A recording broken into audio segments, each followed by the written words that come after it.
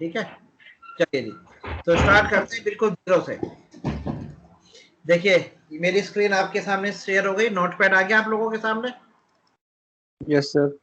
चलिए, तो सबसे पहला क्वेश्चन मैं पूछूंगा रोहित से। रोहित बताइए। Yes sir. हाँ, मैं 3 क्वेश्चन है, तीनों से अलग अलग पूछूंगा। क्वेश्चन इस तरह से है आपके लिए, बिल्कुल जीरो से लेके चल रहा हूं मैं। बताइए जावा लैंग्वेज कौन सी है? जावा लैंग्वेज सर, मतलब जावा किस कैटेगरी की लैंग्वेज, मतलब जावा जो है वो किस लैंग्वेज की कैटेगरी में आती है? सर नहीं मालूम सर। नहीं पता। चलिए नतेश जी बताइए, जावा कौन सी लैंग्वेज है? सर ये ऑब्जेक्ट ओरिएंटेड है। ऑब्जेक्ट ओरिएंटेड नहीं, गलत जवाब। और ये बताएं, रोहित बता दिया। विशाल बताइए जावा कौन सी लैंग्वेज है? Sir advance level language. नहीं, गलत जवाब, गलत जवाब। चलिए अब ये बताएंगे विशाल, विशाल बताइए। ये विशाल ये बताएंगे, नहीं नहीं आप नहीं, ये सॉरी आशीष बताएंगे। आशीष बताइए। High level language. हाँ जी, Java is high level language, ये जवाब देना आपको। बच्चे यहाँ गलती कर देते हैं और वो कह देते हैं ऑब्जेक्ट ओरिएंटेड। ऑब्जेक्ट ओरिएंटेड कोई लैंग्वेज थोड़ी है, वो आपके फीचर है। अगर आपसे कोई पूछे जावा लैंग्वेज कौन सी है, तो आप कहेंगे जावा इज हाई लेवल लैंग्वेज। अब आपसे अगर आपसे कोई पूछे जावा प्रोग्रामिंग कौन सी है, क्वेश्चन में दोनों में फर्क है। अगर आपसे पूछता कोई जावा प्रोग्रामिंग कौन सी है, जब आप कहेंगे कि Java is object oriented programming. Clear student? Hello, yes sir. अगर आपसे जब कोई क्वेश्चन पूछेगा कि जावा प्रोग्रामिंग कौन सी है, जब आप कहेंगे ऑब्जेक्ट ओरिएंटेड। जावा लैंग्वेज जो है ओके सर। वो हाई लेवल लैंग्वेज है। इतनी सी छोटी सी बात आपको ध्यान में रखनी है कि अगर आपसे पूछा जाए जावा लैंग्वेज कौन सी है, तो आप कहेंगे जावा is high level language.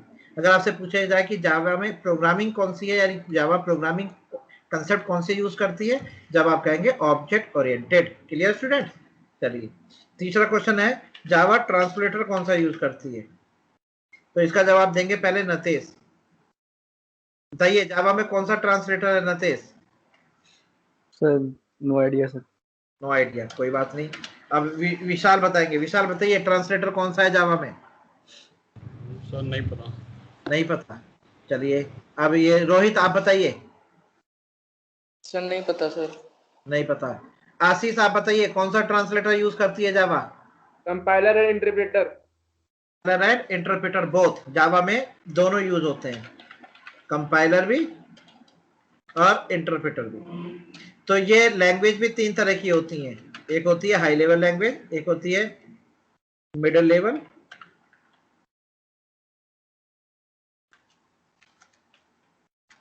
And third one is low level. तो 3 तरह की लैंग्वेज की कैटेगरी होती है। तो कोई भी लैंग्वेज आप पढ़ते हैं तो वो इन तीनों में से किसी एक कैटेगरी में जरूर आएगी।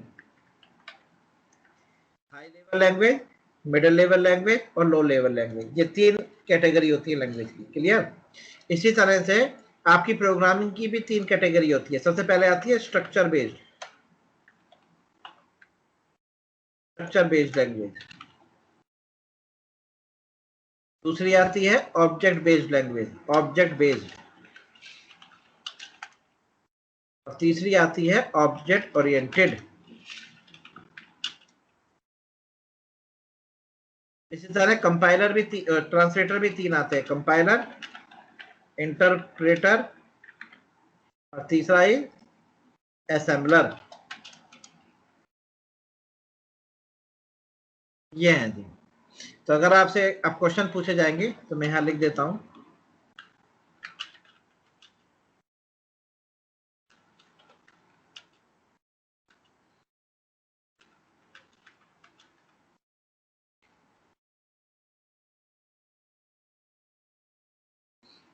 जिसके आगे मैं स्टार लगाऊंगा जावा से रिलेटेड है। तो अगर आपसे कोई पूछे जावा लैंग्वेज कौन सी है, तो आप कहेंगे जावा इज हाई लेवल लैंग्वेज। अगर आपसे पूछे जावा प्रोग्रामिंग कौन सी है, तो आप कहेंगे Java is object oriented programming. अगर आपसे कोई पूछे जावा ट्रांसलेटर कौन सी यूज करती है, तो आप कहेंगे कंपाइलर और इंटरप्रेटर दोनों यूज करती है। ये है जी बेसिक्स। अभी अगर इसी जगह यहाँ पर हमने पाइथन लिखी होती, तो अगर आपसे कोई पूछता पाइथन कौन सी लैंग्वेज है, तो आप कहेंगे हाई लेवल लैंग्वेज है।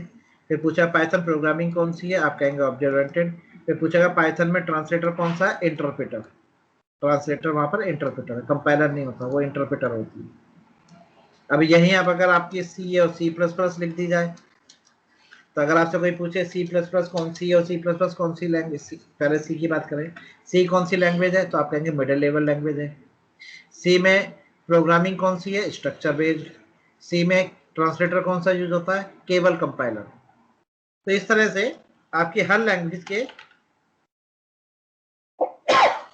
ये 3 क्वेश्चन बनेंगे, जावा, लैंग्वेज, प्रोग्रामिंग और ट्रांसलेटर। क्लियर है स्टूडेंट? अब इनमें क्या डिफरेंस होता है वो मैं अभी आपको बताता हूं। पहले ये आपको समझ में आ गया?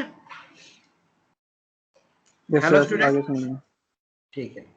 तो अब मैं डिफरेंस सर ये बताता हूँ। सर हाँ जी, हाँ जी, सर ये असेंबलर किस में यूज होता है, कौन सी लैंग्वेज में? सिर्फ असेंबली लैंग्वेज के लिए, जो हार्डवेयर पे होती है, हार्डवेयर डिजाइनिंग के लिए यूज होती है असेंबली लैंग्वेज, जिसमें आपके drivers, DLL files, system files बनती है। Okay sir. असेंबली लैंग्वेज के लिए यूज होता है बेटा।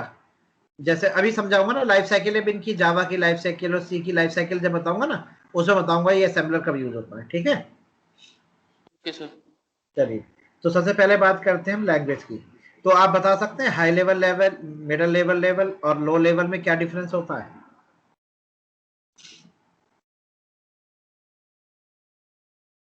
बेटा हाई लेवल लैंग्वेज वो होती है जो ह्यूमन रीडेबल और राइटेबल होती है, जो ह्यूमन बीइंग रीड और राइट कर सकता है, वो हाई लेवल लैंग्वेज होती है। जैसे कि Hindi, English, Punjabi, Urdu, French, Chinese, दुनिया की कोई भी लैंग्वेज जो ह्यूमन रीडेबल और राइटेबल होगी, वो हाई लेवल लैंग्वेज की कैटेगरी में आएगी। क्लियर है? फिर आती है लो लेवल लैंग्वेज, यानी ये मशीन लैंग्वेज होती है। मिडिल लेवल लैंग्वेज कोई लैंग्वेज नहीं होती, मिडिल लेवल कोई लैंग्वेज नहीं होती। लैंग्वेज दो ही होती है, हाई लेवल या लो लेवल। अब ये मिडिल लेवल कैसे बनी? ये केवल सी लैंग्वेज के लिए बनी है, क्योंकि सी लैंग्वेज एक इकलौती लैंग्वेज है। सी लैंग्वेज एक इकलौती लैंग्वेज है जिसके अंदर हाई लेवल और लो लेवल दोनों के फीचर हैं, दोनों फीचर हैं सी लैंग्वेज में। अब हाई लेवल के फीचर्स कौन कौन से होते हैं? हाई लेवल लैंग्वेज के फीचर बेटा, जिसमें इंटीजर, कैरेक्टर और फ्लोट यूज होता है। डायरेक्ट जो लैंग्वेज इंटीजर, कैरेक्टर, फ्लोट को सपोर्ट करती है, वो हाई लेवल लैंग्वेज में आती है। और जो लैंग्वेज स्ट्रक्चर, यूनियन, पॉइंटर को सपोर्ट करती है, स्ट्रक्चर, यूनियन और पॉइंटर, ये आपके लो लेवल के फीचर हैं। ये लो लेवल के फीचर हैं, वो लो लेवल होती है। अब आपको पता है सी लैंग्वेज एक ऐसी लैंग्वेज है जिसमें ये दोनों होते हैं। सी में इंटीजर भी है, कैरेक्टर भी है, फ्लोट भी है, स्ट्रक्चर भी है, यूनियन भी है और पॉइंटर भी है। इसलिए सी लैंग्वेज किस कैटेगरी में रखी गई है? Middle level. सी लैंग्वेज इकलौती लैंग्वेज है जो मिडिल लेवल लैंग्वेज कहलाती है। ठीक है स्टूडेंट्स? तो हाई लेवल लैंग्वेज वो होती है जो ह्यूमन रीडेबल, राइटेबल होती है। लो लेवल लैंग्वेज वो होती है जो मशीन लेवल पे होती है। और जो इन दोनों का कॉम्बिनेशन होता है वो मिडिल लेवल लैंग्वेज होती है। मिडिल लेवल लैंग्वेज केवल इकलौती सी लैंग्वेज है। Clear students? कोई दिक्कत? Hello? No, sir. No sir. No sir. Sir. ठीक। अब आता है कि अब एक नोट मैं आपको लिखवा दूं, ये बहुत इंपॉर्टेंट नोट है जहां बच्चे गलती कर देते हैं इंटरव्यू के टाइम। देखिए नोट ये है कि Java is pure high level language. Java is pure high level language,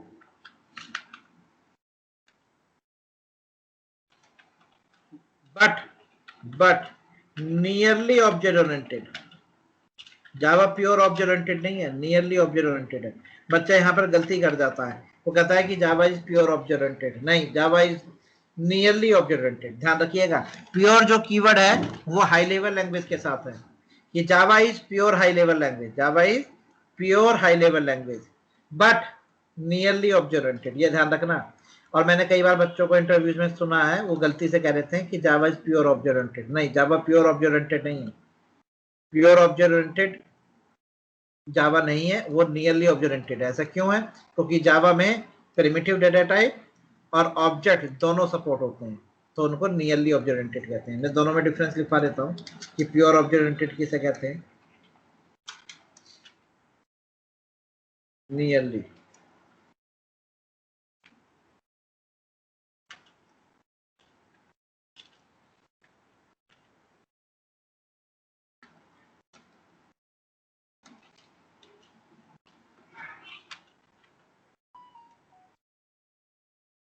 a language that support both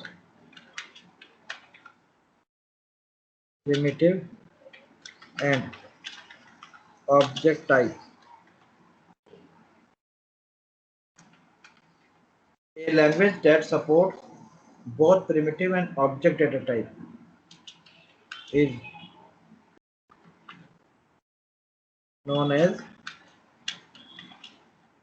nearly object oriented.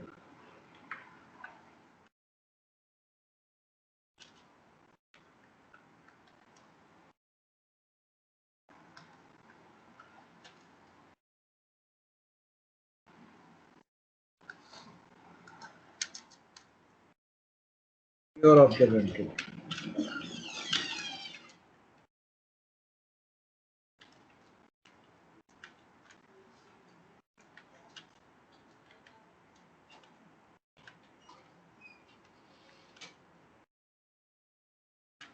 A language that support only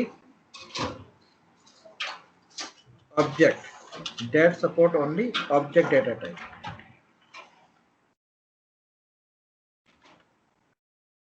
Known as pure object oriented.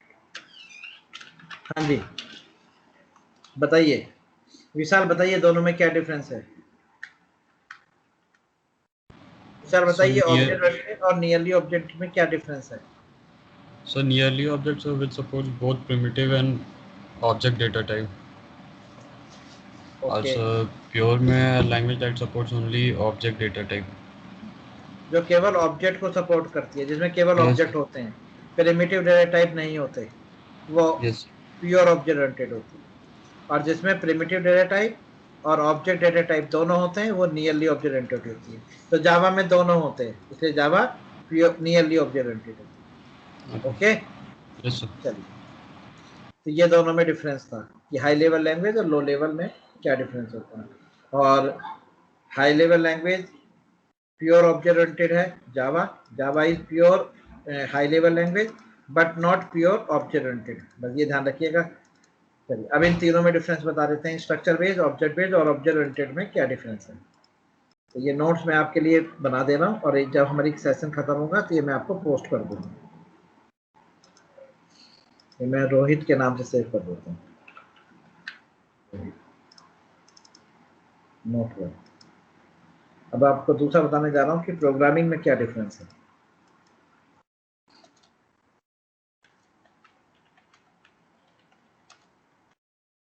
मैंने आपको बताया कि programming की 3 category होती है, एक होती है स्ट्रक्चर बेस्ड,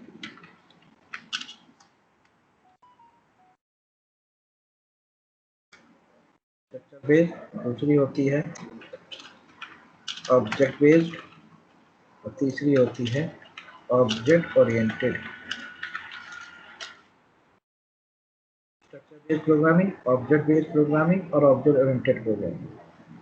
स्ट्रक्चर बेस्ड में सी लैंग्वेज आती है, ऑब्जेक्ट बेस्ड में जावा स्क्रिप्ट आती है, ऑब्जेक्ट ओरिएंटेड में सी प्लस प्लस, जावा,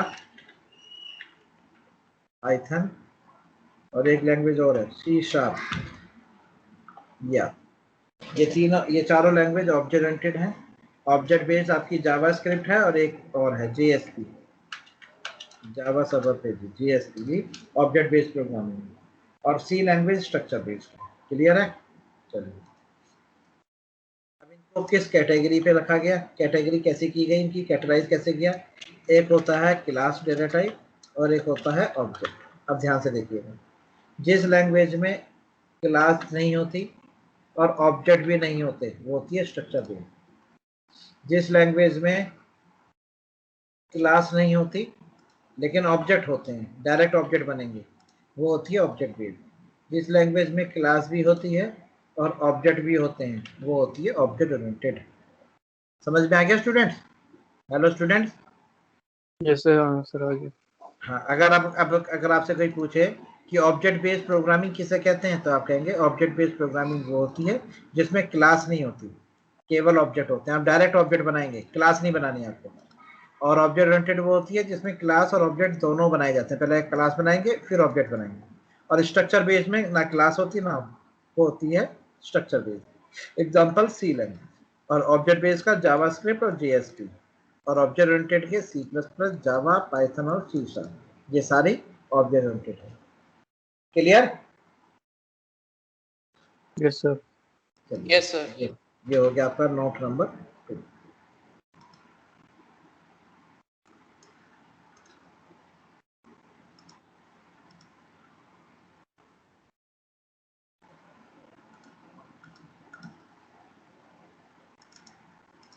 अब आता है ये ट्रांसलेटर और कंपाइलर में क्या था। देखिए, कंपाइलर जो है वो जावा का डेवलपर साइड मिलेगा आपको। इंटरप्रेटर है, ये क्लाइंट साइड होता है।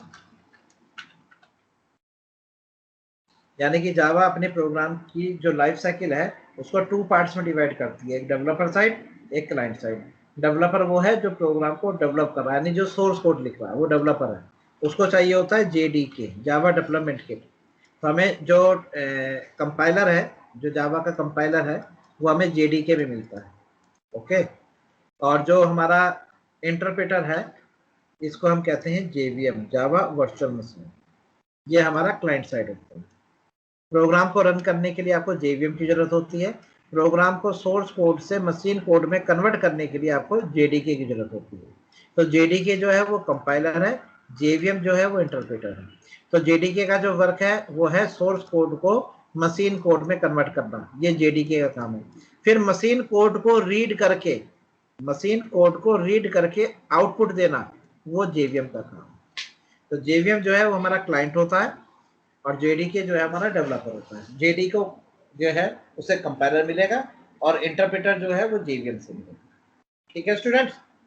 तो इसको मैं अभी आपको और भी एक्सप्लेन करूंगा। अभी तो सिर्फ आपको छोटे छोटे उसमें समझा दिया कि अगर आपसे कोई पूछे कि जावा का जो कंपाइलर है, ठीक है, वो कंपाइलर टूल ही हुआ, ये एक तरह का टूल ही है। तो जावा का कंपाइलर टूल है वो आपको कहाँ मिलेगा, तो आप कहेंगे जेडीके में मिलेगा। जावा डेवलपमेंट किट आपको इंस्टॉल करनी पड़ेगी तो आपको कंपाइलर मिलेगा। और जो क्लाइंट है वहां पर आपको जेवीएम मिलेगा, जावा वर्चुअल मशीन क्लाइंट को कहते हैं। तो प्रोग्राम को रन करने के लिए आपको जेवीएम की जरूरत है, प्रोग्राम को कंपाइल करने के लिए आपको जेडीके की जरूरत पड़ेगी। चलिए जी, अब एक क्वेश्चन और पूछा जाएगा। सबसे पहले आप लोगों ने भी सी लैंग्वेज पढ़ी, फिर अब आप फ्यूचर, फिर आपने सी प्लस प्लस पढ़ी, अब आप जावा के लिए आए हैं और फ्यूचर में आप पाइथन के लिए भी जा सकते हैं। तो इसके पीछे कोई टेक्निकल रीजन है जो आपने सी से सी प्लस प्लस की तरफ गए, फिर सी प्लस प्लस से आप जावा की तरफ जा रहे हैं, फिर जावा से आप पाइथन की तरफ भी मूव करेंगे। तो इसके पीछे कोई टेक्निकल रीजंस हैं आप लोगों के पास, बता सकते हैं वो टेक्निकल रीजंस क्या रहे होंगे जिससे आपने सी से सी प्लस प्लस और सी प्लस प्लस से जावा की तरफ आए हैं? टेक्निकल रीजंस बताइए। तो सबसे पहले रोहित बताएंगे। रोहित बताइए क्या टेक्निकल वजह है जिनकी वजह से हम एक लैंग्वेज से दूसरी लैंग्वेज की तरफ मूव कर रहे हैं?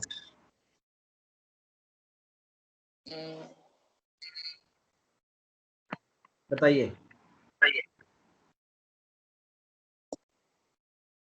विशाल आप बताइए।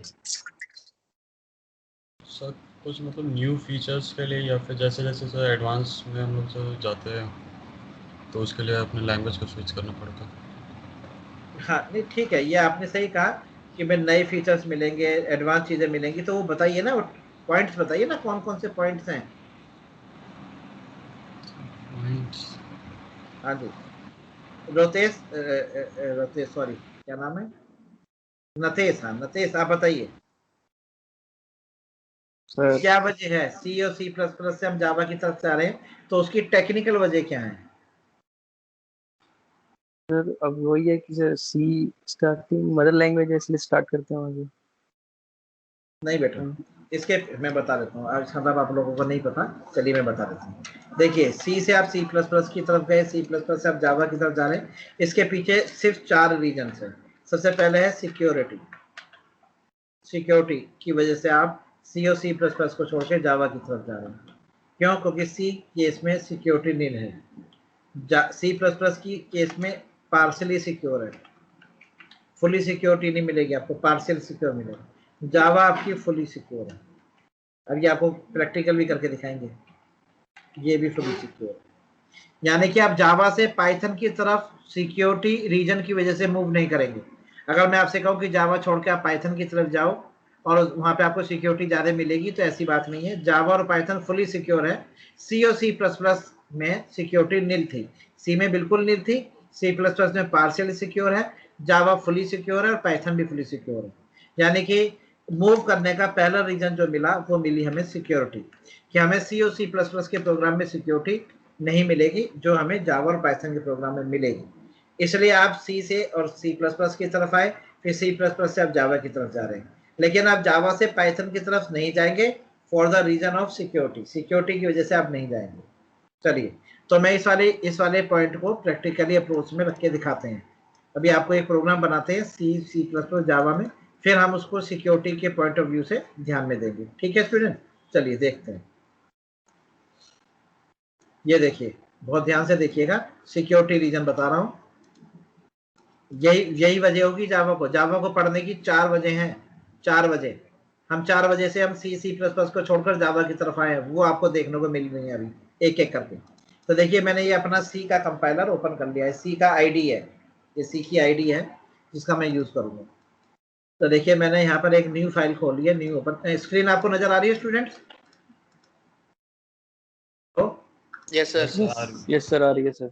ठीक है, तो सबसे पहले मैंने ये जो हमारे हैं रोहित, मैंने रोहित से कहा, रोहित कि write a program, write a function in C language, write a function in C language to get addition and subtraction. Addition और सब्ट्रैक्शन का फंक्शन लिखें। तो देखिए, रोहित ने ये फंक्शंस लिखे, void add integer x integer y. Student ध्यान से देखिएगा, इंटीजर एक्स इंटीजर वाई, और ये इन्होंने इसको सम करा, ये सम हो क्या आ गया। फिर यहाँ लिखा मैंने printer slash n add equal to percentile D print करे गेट। लीजिए, एडिशन का फंक्शन इन्होंने लिख दिया। अब मैंने रोहित से कहा कि माइनस का भी लिखो, तो इन्होंने कहा void minus integer x integer Y integer Z equal to X minus Y और printer slash N minus equal to percentile D print करेगा। लीजिए, अब मैंने इस प्रोग्राम को सेव भी कर दिया, फाइल सेव एज रोहित के नाम से, ROHIT rohit.c। लीजिए, प्रोग्राम सेव भी है। ये आपके सामने प्रोग्राम है, ये सी लैंग्वेज का प्रोग्राम है जो रोहित ने लिखा है। एक ऐड फंक्शन बनाया, एक माइनस। चलिए, मैंने इसे बंद कर दिया, बंद हो गया प्रोग्राम। अब मैंने एक नई फाइल ओपन करी।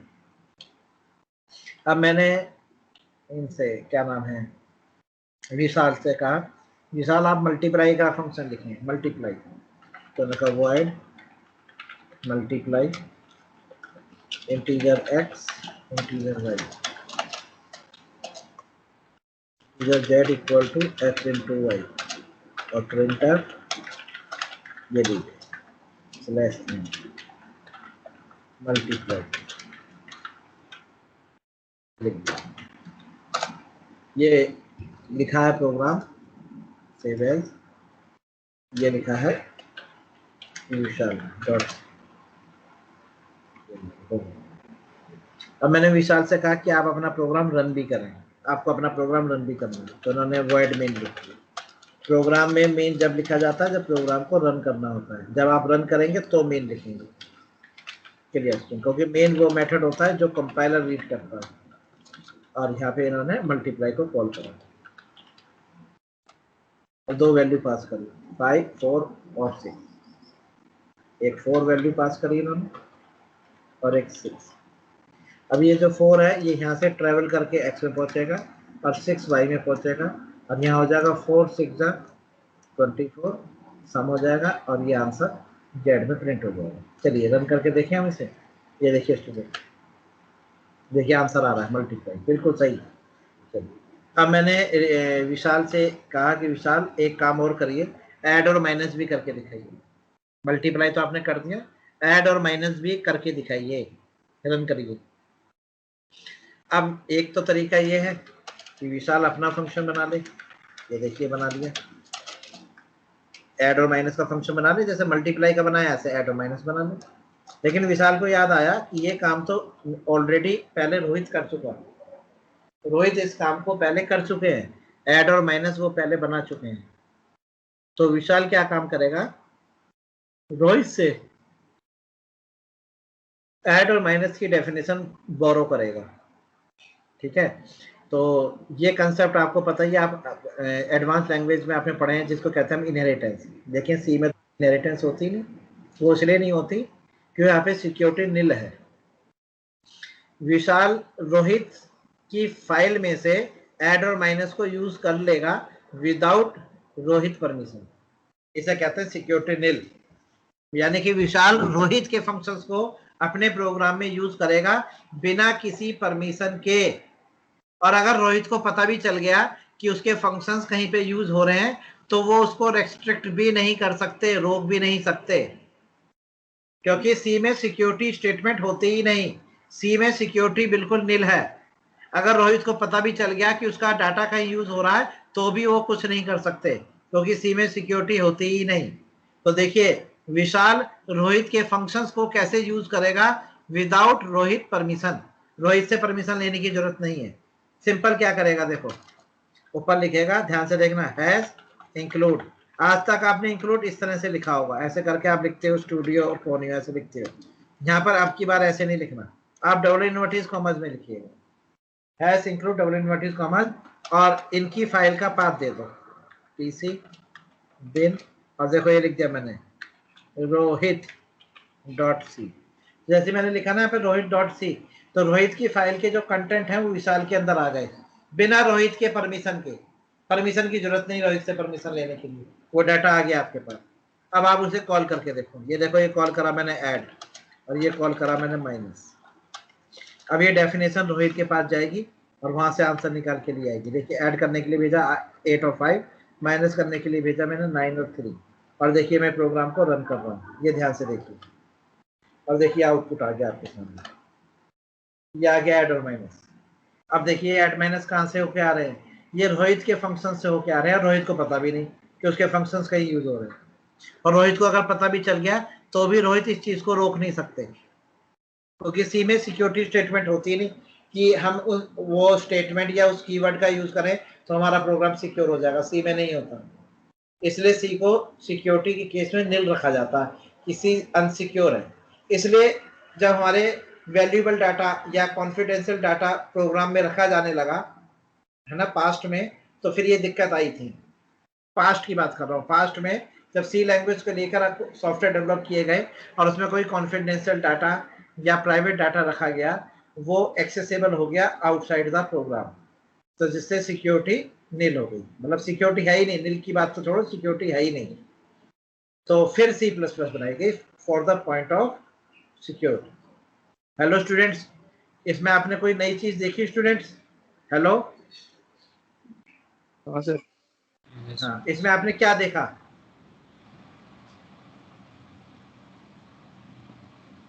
इस प्रोग्राम में जो हमने विशाल नाम का प्रोग्राम बनाया है, इसमें आपको कोई नई चीज देखने को मिली स्टूडेंट्स?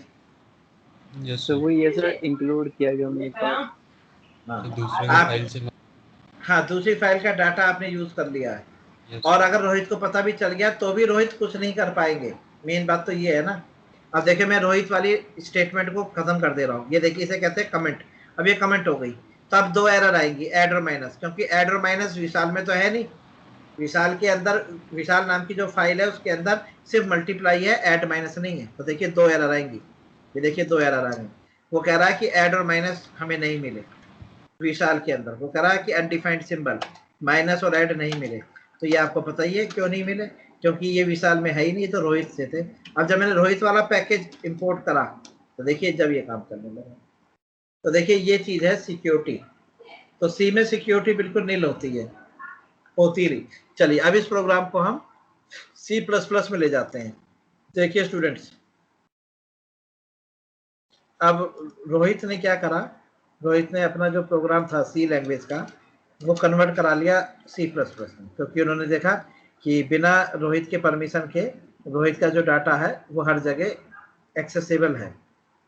ये नहीं रोहित, ये अब क्या किया रोहित ने, फटाफट एक इसके ऊपर क्लास बना दी। क्लास का नाम आप कुछ भी रख लें, आपने ABC रख दिया और इसकी बॉडी बनाई और इस बॉडी को सबसे लास्ट में यहाँ बंद करा, सेमीकोलन लगा दिया, यानी क्लोज हो गई। अब ये दोनों फंक्शन जो अभी आप देख रहे हैं ऐड और माइनस, अब ये इस क्लास के अंदर आ गए हैं, यानी कि अभी क्लास के मेंबर हो गए। क्लास के मेंबर यानी क्लास के बॉडी के अंदर आ गए। तो क्लास का नाम है ABC और उस ABC के अंदर ये दो मेथड है, एक का नाम माइनस, एक का नाम ऐड। ये दो मेथड आ गए। देख लीजिए स्टूडेंट, ध्यान से देख लीजिए। एक क्लास बना दी, ठीक है, जैसे फंक्शन बनता है उस तरह से क्लास बनाई और ये दोनों फंक्शंस क्लास के अंदर रखा। अब आपने इसको सेव एज करा रोहित ROHIT.CPP, रोहित C, लीजिए सेव हो गया। अब ये प्रोग्राम रोहित C से कन्वर्ट हो गया C++ में, क्योंकि C लैंग्वेज में क्लासेस और ऑब्जेक्ट नहीं होते। ये मैंने अभी आपको बताया था। देखो जब मैंने आपको थ्योरी लिखवाई थी तो मैंने आपको बताया था, यहाँ पे इसमें तो बताया था कि C लैंग्वेज में ना क्लास होती ना ऑब्जेक्ट होते, C++ में होते हैं। तो C++ में हमने ये क्लास बना ली है, अब मैं ऑब्जेक्ट बनाने जा रहा हूँ। लीजिए स्टूडेंट, बस इसी चीज को फॉलो करिए। तो C++ में आपने क्लास बना ली है, देखिए लिख दिया मैंने CPP यानी C++। अब इस प्रोग्राम को सेव कर लो, ये सेव हो गया। अब अपना दूसरा वाला प्रोग्राम खोलो जो था, किस नाम से था दूसरा, विशाल का। देखिए ये आ गई, देखिए स्टूडेंट क्लियर आपके साथ। अब विशाल ने भी क्या काम करा, इन्होंने भी अपना प्रोग्राम C++ में कन्वर्ट कर लिया, विशाल.cpp। लीजिए बन गया, विशाल बन गया। चलिए अब यहाँ पर देखिए, जहाँ पर ये फंक्शन कॉल हो रहे हैं, ये देखिए। तो सबसे पहले यहाँ पर तो मैंने लिख दिया C++, ये लिख दिया C++। और ये दोनों फंक्शन कहाँ है, क्लास के अंदर है। तो पहले क्लास का ऑब्जेक्ट बनाया, बेटा इसे कहते हैं ऑब्जेक्ट।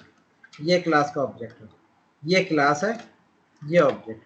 तो जिस लैंग्वेज में क्लास और ऑब्जेक्ट दोनों होते हैं उसको कहते हैं ऑब्जेक्ट ओरिएंटेड। क्लियर है। अब इस ऑब्जेक्ट के आगे लिखो ob.add और ऐसे यहाँ लिखो ob.minus। ऑब्जेक्ट की हेल्प से आप फंक्शंस को कॉल करेंगे, ऑब्जेक्ट की हेल्प से। अब अगर आप प्रोग्राम आप सी में बना रहे हैं तो एक चीज नोटिस करिए होगी, आपने मैंने स्टूडियो फोनियो नहीं लिखी थी, लेकिन अगर प्रोग्राम आप C++ में बना रहे हैं तो आपको स्टूडियो फोनियो लिखनी होगी। C++ में हेडर फाइल्स की जरूरत होती है, C में हेडर फाइल्स की जरूरत नहीं होती। इंक्लूड फोनियो.h, लीजिए मैंने दोनों हेडर फाइल्स इंक्लूड करा दी, स्टूडियो भी और फोनियो भी, और नीचे रोहित वाली फाइल इंपोर्ट करके मंगा ली है। और क्लास का ऑब्जेक्ट बना लिया है ABC OB is an object of class ABC and with the help of OB we can access class member। हम क्लास के मेंबर्स को एक्सेस कर सकते हैं। अब जब मैं इसे कंपाइल करूंगा तो देखिए दो एरर आएंगी, C++ में होने के बाद भी प्रोग्राम एरर आ गई। कह रहा इज नॉट एक्सेसिबल, देखो कह रहा है यू नहीं कह रहा कैन नॉट फाइंड सिंबल, कह रहा मिल तो गए लेकिन एक्सेसिबल नहीं है। तो C++ ने जब आपने प्रोग्राम C++ में कन्वर्ट किया तो विशाल जो है वो रोहित वाली फाइल के कंटेंट को एक्सेस नहीं कर पाए। इंपोर्ट तो कर लिया, रोहित आ चुकी है, लेकिन रोहित की क्लास के जो मेंबर हैं उनको विशाल एक्सेस नहीं कर सकते जब तक रोहित परमिशन नहीं देंगे। अब रोहित अगर परमिशन देगा तो एक्सेसिबल है, और रोहित ने अगर परमिशन नहीं दी तो वो एक्सेसिबल नहीं है। जबकि सी के केस में आपने देखा था बिना परमिशन के वो एक्सेसिबल थे। हमने सी के केस में विशाल ने कोई परमिशन नहीं ली थी रोहित से, डायरेक्ट रोहित के फंक्शन यूज कर लिए थे।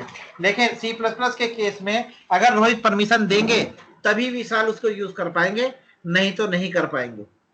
स्टूडेंट्स आप समझ रहे हैं मेरी बातों को? Hello, Yes, sir. हाँ तो समझ रहे हैं? तो रोहित मुझे बताएं, रोहित इस प्रोग्राम में जो अभी आपके सामने मैंने एक कंपाइल किया है, इसमें एरर आ रही है, तो इसमें आपने कुछ नया देखा? हेलो रोहित। हाँ सर। हाँ सर। इसमें आपको क्या चीज नहीं देखने को मिली?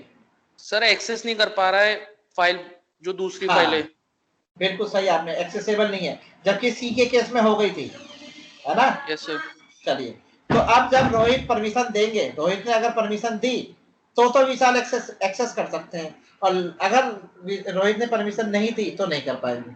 चलिए, तो देखिए अभी हमें परमिशन नहीं है तो हम एक्सेसिबल नहीं है। अब देखिए परमिशन कैसे दी जाती है। अब परमिशन, तो अब देखिए अब क्या होगा, विशाल रिक्वेस्ट करेंगे, विशाल रिक्वेस्ट करेगा रोहित से कि आप उसे परमिशन दे दें। चलिए, तो चलिए अब रोहित वाली फाइल पे चलते हैं, ये रही रोहित वाली फाइल। तो रोहित देखिए परमिशन कैसे देंगे। रोहित ने कहा ठीक है मैं परमिशन आपको ग्रांट कर रहा हूं, तो रोहित इसके ऊपर पब्लिक लिख देंगे, ऐसे पब्लिक लिख देंगे। जिसके ऊपर पब्लिक लिखेंगे बस वही जाएगा, जिसके ऊपर नहीं लिखेंगे वो नहीं जाएगा। तो रोहित ने दोनों के ऊपर पब्लिक लिख दिया, पब्लिक पब्लिक, और अपने प्रोग्राम को सेव कर दिया। ओके स्टूडेंट्स, ये सेव हो गया। अब वापिस विशाल पे चलिए, अब विशाल वाले पे हम वापिस आ गए। अब हमने प्रोग्राम को कंपाइल किया, देखिए कंपाइल हो गया, और ये देखिए आउटपुट भी आ गया। आ गया स्टूडेंट्स, देख लीजिए आपके सामने। बताइए कब विशाल रोहित की मेंबर्स को एक्सेस कर पाए, बताइए? जब रोहित ने वहां से परमिशन ग्रांट करी है पब्लिक लिख के। हेलो स्टूडेंट्स, आपने देखा इस चीज को? हाँ सर, यस सर देखा। Yes sir. हाँ, रोहित ने जब वहां पे पब्लिक लिखा तभी विशाल उन्हें एक्सेस कर पाए। अगर रोहित वहां से पब्लिक हटा देगा तो विशाल फिर एक्सेस नहीं कर पाएगा। क्लियर? क्योंकि बाय डिफॉल्ट प्राइवेट होता है। चलिए अब मैं आपको पार्सली एक चीज और दिखाता हूँ। इन्होंने क्या करा, इसके ऊपर प्राइवेट लिख दिया। बाय डिफॉल्ट प्राइवेट होता है, अगर मैं प्राइवेट नहीं भी लिखूंगा तो भी बाय डिफॉल्ट प्राइवेट होता है। अब आपने यहाँ पे प्राइवेट लिख दिया और ये सेव कर दिया। मैं आपको लिख के समझा रहा हूँ। तो देखिए यहाँ पर माइनस नहीं आएगा, माइनस को मना कर देगा, ऐड को एक्सेसिबल है। देखो देखो सिर्फ एक एरर आई है, उसने कहा है कि माइनस को छोड़ दो, minus is not accessible, minus को आप एक्सेस नहीं कर सकते। तो माइनस वाली के आगे मैंने कमेंट लगा दिया, यानी हटा दिया, सिर्फ ऐड आएगा। ये देख लिए स्टूडेंट, सिर्फ ऐड आया। क्यों? क्योंकि रोहित ने सिर्फ ऐड को ही परमिशन दी है, माइनस को परमिशन नहीं दी, तो माइनस एक्सेसिबल नहीं है। तो रोहित जिस चीजों को परमिट करेंगे वही एक्सेसिबल होंगी, और जिसको परमिशन नहीं देंगे वो एक्सेसिबल नहीं होगी। तो स्टूडेंट्स यहाँ पर आपको सिक्योरिटी नजर आ रही है? Hello students, yes sir. आ रही है। आ रही है। लेकिन आपने एक चीज नोटिस करी हो, मैंने वहां पे लिखा था कि ये पार्शली सिक्योर है ना, लिखा था ना कि सी प्लस को मैंने पार्शली सिक्योर कहा था। वो पार्शली सिक्योर कहने की वजह ये है, स्टूडेंट ध्यान से सुनिएगा, कि सी प्लस प्लस में क्लास के अंदर और क्लास के बाहर दोनों जगह डिक्लेरेशन अलाउड होती हैं। कहने का मतलब ये हुआ कि देखिए ये रोहित वाली क्लास है, ये देखिए ये फंक्शन मैंने यहाँ से कट करके क्लास के बाहर निकाल दिया। अब क्लास के बाहर प्राइवेट पब्लिक यूज नहीं होता, क्लास के बाहर जो होगा वो ग्लोबल होगा, और जो क्लास के अंदर होगा वो लोकल होगा। यानी कि ये जो मेंबर है, ऐड जो है वो क्लास का है, और जो माइनस है उसका क्लास से कोई लेना देना नहीं। तो सी प्लस प्लस में ग्लोबल डिक्लेरेशन अलाउड होती हैं। ग्लोबल डिक्लेरेशन उन्हें कहते हैं जो क्लास के बाहर डिक्लेयर होते हैं। तो ध्यान रखिएगा, जो चीज क्लास के बाहर गई है वो अनसिक्योर है, और जो क्लास के अंदर है वो सिक्योर है। तो देखिए इस वाले केस में ऐड तो एक्सेसिबल नहीं होगा, केवल माइनस ही एक्सेसिबल होगा। माइनस के लिए हमें कोई क्लास ऑब्जेक्ट की जरूरत भी नहीं पड़ेगी। तो देखिए मैंने पहले ऐड को कॉल करा और देखिए एरर आ गई, उन्होंने कह दिया कि इज नॉट एक्सेसिबल, यानी कि आप ऐड को एक्सेस नहीं कर सकते। तो देखिए मैंने ये क्लास सब हटा दिए, देखो ऑब्जेक्ट भी हटा दिए, केवल माइनस एक्सेसिबल है। ये देखिए माइनस के लिए मुझे कोई परमिशन की जरूरत नहीं, ना मुझे ऑब्जेक्ट बनाना, ना क्लास चाहिए, ना ऑब्जेक्ट चाहिए, कुछ नहीं चाहिए, क्योंकि जो माइनस है वो क्लास के स्कोप में है ही नहीं, उसे उसका क्लास से कोई मतलब नहीं। तो वो तो डायरेक्ट कॉल होगा, जैसे ये अभी कॉल हो रहा है, केवल माइनस लिखो और आंसर आ गया आपके सामने। लेकिन अगर आपको ऐड कॉल करना है तो पहले आपको क्लास का ऑब्जेक्ट बनाना पड़ेगा, बन गया, फिर उस ऑब्जेक्ट की मदद से आपको ऐड को कॉल करना पड़ेगा। इस तरह से आपने ऐड को कॉल करा, ये कॉल हुआ। अब आप इसे रन करके देखें, रन करने पे एरर आ गई, उसने कह दिया कि ऐड को आप एक्सेसिबल नहीं कर सकते, आप एक्सेस नहीं कर सकते, क्योंकि वहां पे परमिशन नहीं मिली। माइनस को मना नहीं करेगा, माइनस पे कोई परमिशन नहीं चाहिए, देख लीजिए, ना ऑब्जेक्ट लगाया ना क्लास लगाई, क्योंकि ये तो क्लास के बाहर है, तो ये ग्लोबल है। तो मान के चलिए माइनस तो सी की तरह हो गया, सी का फंक्शन था ऐसी माइनस है। ऐड जब तक एक्सेसिबल नहीं होगा, जब तक रोहित खुद इसमें मैन्युअली जाके पब्लिक नहीं लिख देते। जब वो पब्लिक लिख देंगे और उसे सेव कर देंगे, जब जाके विशाल उसको एक्सेस कर सकता। अब हो जाएगा। अब देखो ऐड और माइनस और ऐड दोनों आ गए, क्योंकि वहां से परमिशन मिल गई। लेकिन माइनस के लिए कोई परमिशन की जरूरत नहीं है, इसलिए इसे बोला गया पार्शली सिक्योर। पार्शली का मतलब हो गया, मतलब कि पूरा तेरे सिक्योर नहीं है। पार्शली का मतलब हो गया पार्ट में है, यानी कि जो क्लासेस के अंदर हैं वो सिक्योर है और जो क्लास के बाहर है वो अनसिक्योर है। इसलिए सी प्लस प्लस को कहा गया partially secure. Clear student? Hello students? Yes sir, answer clear है। ठीक है। अब जावा को फुली सिक्योर क्यों कहा गया? क्योंकि जावा में ग्लोबल डिक्लेरेशन नहीं होती। जावा में अगर आप कोई मेंबर डिक्लेयर करेंगे, वो हमेशा क्लास के अंदर ही डिक्लेयर करेंगे, क्लास के बाहर नहीं होता।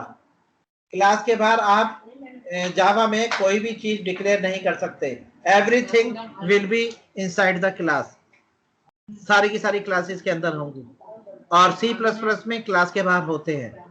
तो जो चीज क्लास के बाहर है वो अनसिक्योर है, जो क्लास के अंदर है वो फुली सिक्योर है। ये था जी सिक्योरिटी रीजन। लीजिए मैंने आपको ये वाला पॉइंट समझाया स्टूडेंट, ये आपको समझ में आ गया होगा। ये देखिए, अगर मैं आपको इसका सिंटेक्स भी बताऊं कि इसका सिंटेक्स कैसे था, तो देखिए आप सिंटेक्स भी देख लीजिए, इस तरह से था ये सिंटेक्स।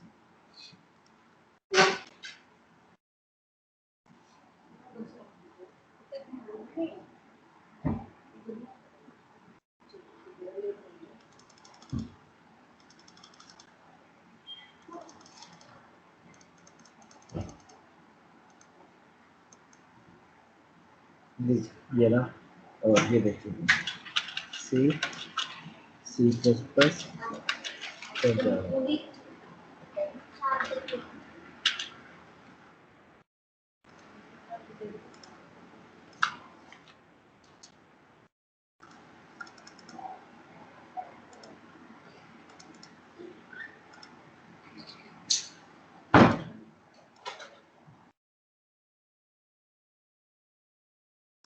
लीजिए स्टूडेंट देखिए, मैं सी लैंग्वेज का लिख रहा हूँ, ये सी लैंग्वेज का सिंटेक्स है।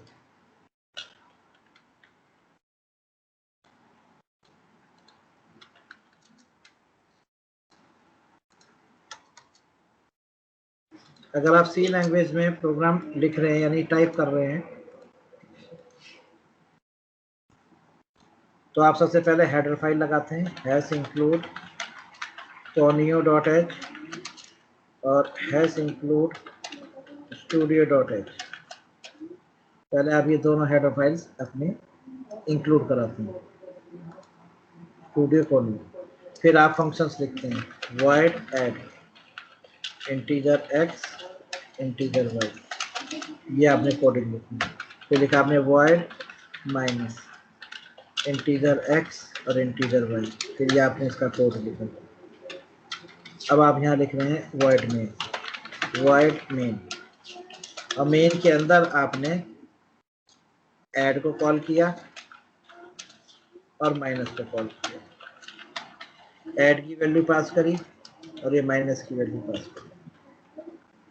ये है जी सी का सिंटेक्स। देख लीजिए ध्यान से, ये आप जो सिंटेक्स लिख रहे हैं ये आप सी लैंग्वेज का सिंटेक्स लिख रहे हैं कि सी लैंग्वेज में इस तरह से लिखा जाता है। यानी कि दोनों फंक्शन जो हैं वो ग्लोबल हैं। तो एक नोट लिख रहा हूं मैं, देखिए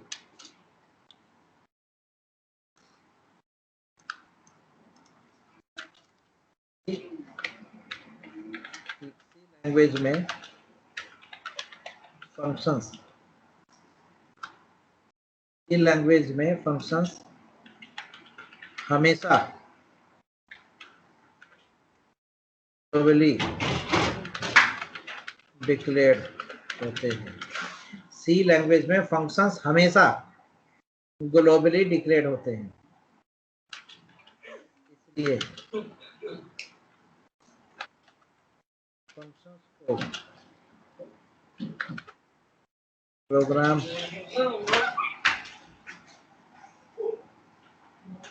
इसलिए फंक्शंस को programme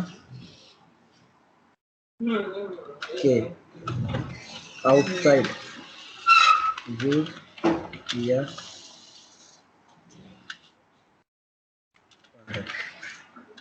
without any permission.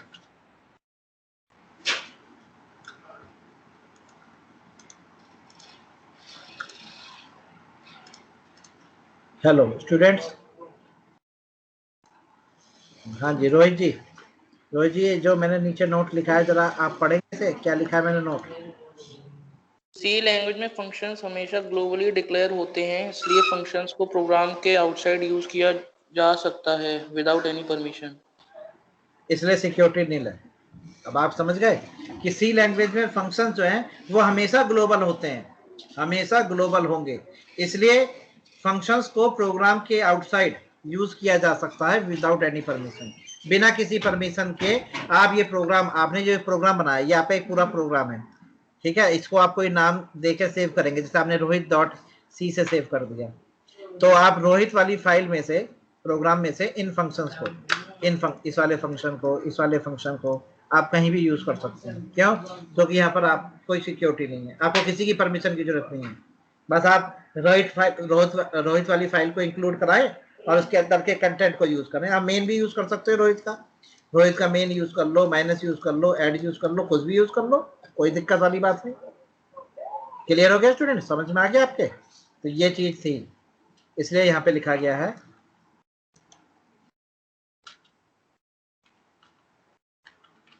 Security net, इसलिए यहाँ कहा जाता है कि सिक्योरिटी इज नेट।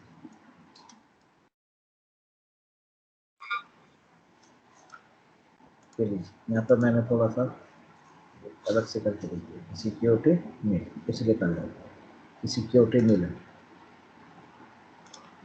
ठीक है स्टूडेंट्स, ये आप कभी फ्यूचर में पढ़ेंगे तो आपको समझ में आ जाएगा सिक्योरिटी नील होने की वजह क्या थी। अब आता है C++। अब इसी प्रोग्राम को आपको हम C++ में ले जाके दिखाते हैं कि C++ का प्रोग्राम है तो फिर कैसे डिजाइन होगा।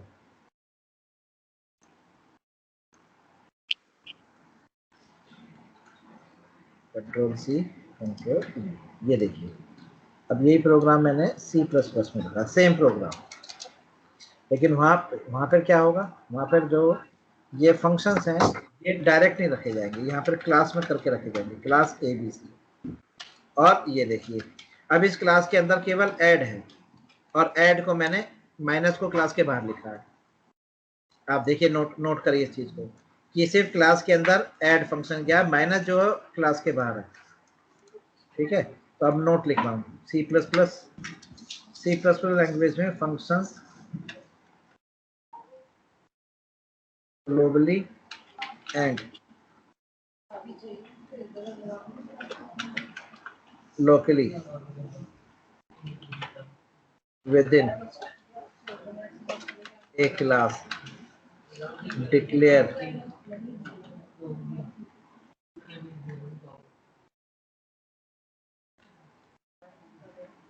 declared हो सकते हैं, इसलिए जो फंक्शन क्लास में है वो सिक्योर है।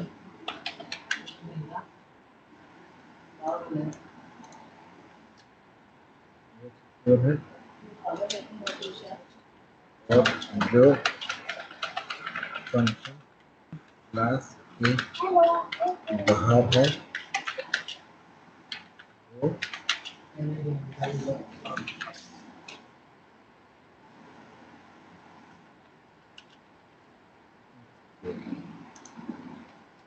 हाँ जी रोहित जी पढ़िए जरा क्या लिखा है। सी लैंग्वेज में functions globally and locally with in a class declare हो सकते हैं, इसलिए जो फंक्शन क्लास में है वो सिक्योर हैं और जो फंक्शन क्लास के बाहर हैं वो अनसिक्योर हैं। समझ गए जी? C++ लैंग्वेज में जो फंक्शंस है ग्लोबली और लोकली विद इन, लोकली जो होंगे वो विद इन क्लास होंगे, विद इन क्लास डिक्लेयर्ड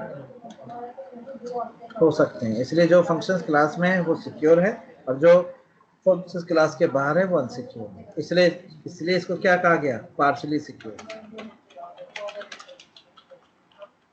ये वजह है इसको पार्शियली सिक्योर कहने की। ठीक है स्टूडेंट्स, अब आती है जावा की बात। जावा में किस तरह से प्रोग्राम को डिजाइन किया गया। जावा में जो प्रोग्राम का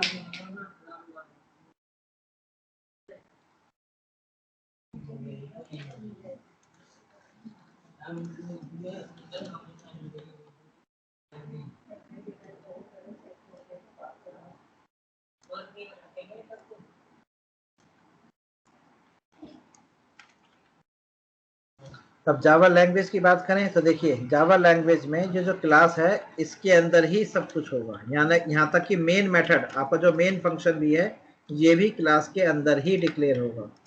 आप मेन फंक्शन भी क्लास के बाहर नहीं ले जा सकते।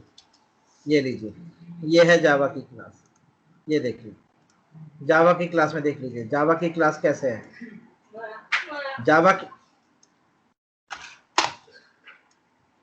जावा की क्लास में आपका जो मेन मेथड है वो भी क्लास के अंदर आया है, और जबकि C++ में आप क्लास के अंदर भी फंक्शन रख सकते हैं, क्लास के बाहर भी रख सकते हैं। जावा में ऐसा नहीं कर सकते, जावा में मेन भी आपको क्लास के अंदर ही रखना पड़ेगा, इसलिए फुली सिक्योर है। जावा लैंग्वेज में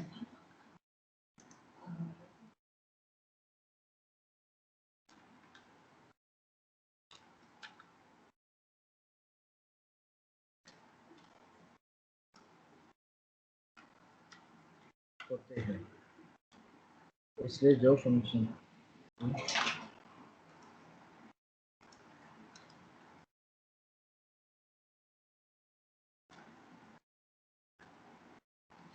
जावा लैंग्वेज में functions with in A class declared होते हैं।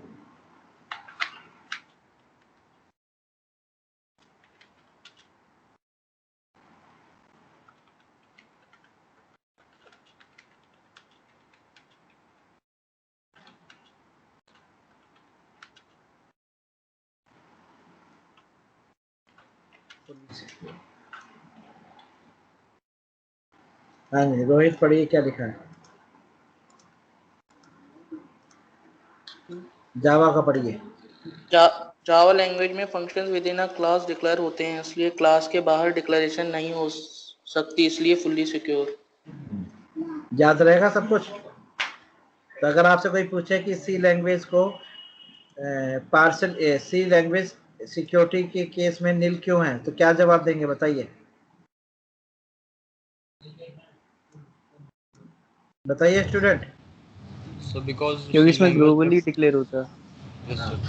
क्योंकि हम इसमें ग्लोबल डिक्लेरेशन कर सकते हैं। ठीक है, सही जवाब दिया। अच्छा, और C++ में, अब C++ का बताइए। तो इसमें ग्लोबली और लोकली दोनों होता है, तो सर इसलिए पार्शियली स्प्रेड। इसमें ग्लोबली और लोकली दोनों होता है, ठीक है, इसलिए पार्शियली सिक्योर है। तो जो क्लास के अंदर है वो तो फुल सिक्योर हो गए, लेकिन जो क्लास के बाहर रह गए वो अनसिक्योर है। तो कोई दिक्कत वाली बात स्टूडेंट समझ गए। अब आप अगर आपसे कोई पूछेगा, हाँ जी पूछिए। हाँ जी समझ गया सर, समझ गया।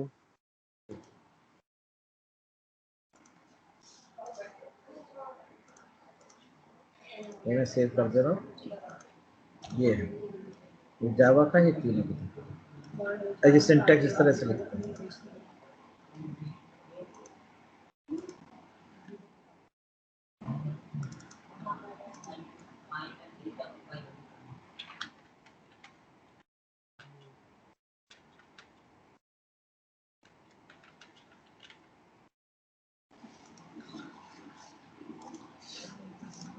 चलिए जी, तो एक पॉइंट ये क्लियर हो गया जो था सिक्योरिटी।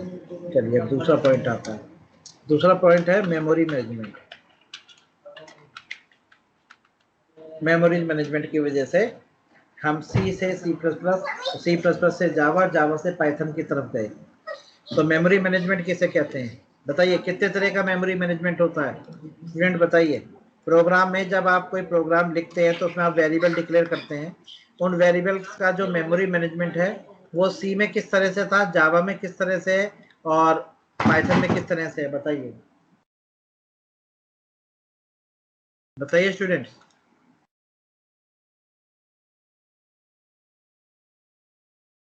हेलो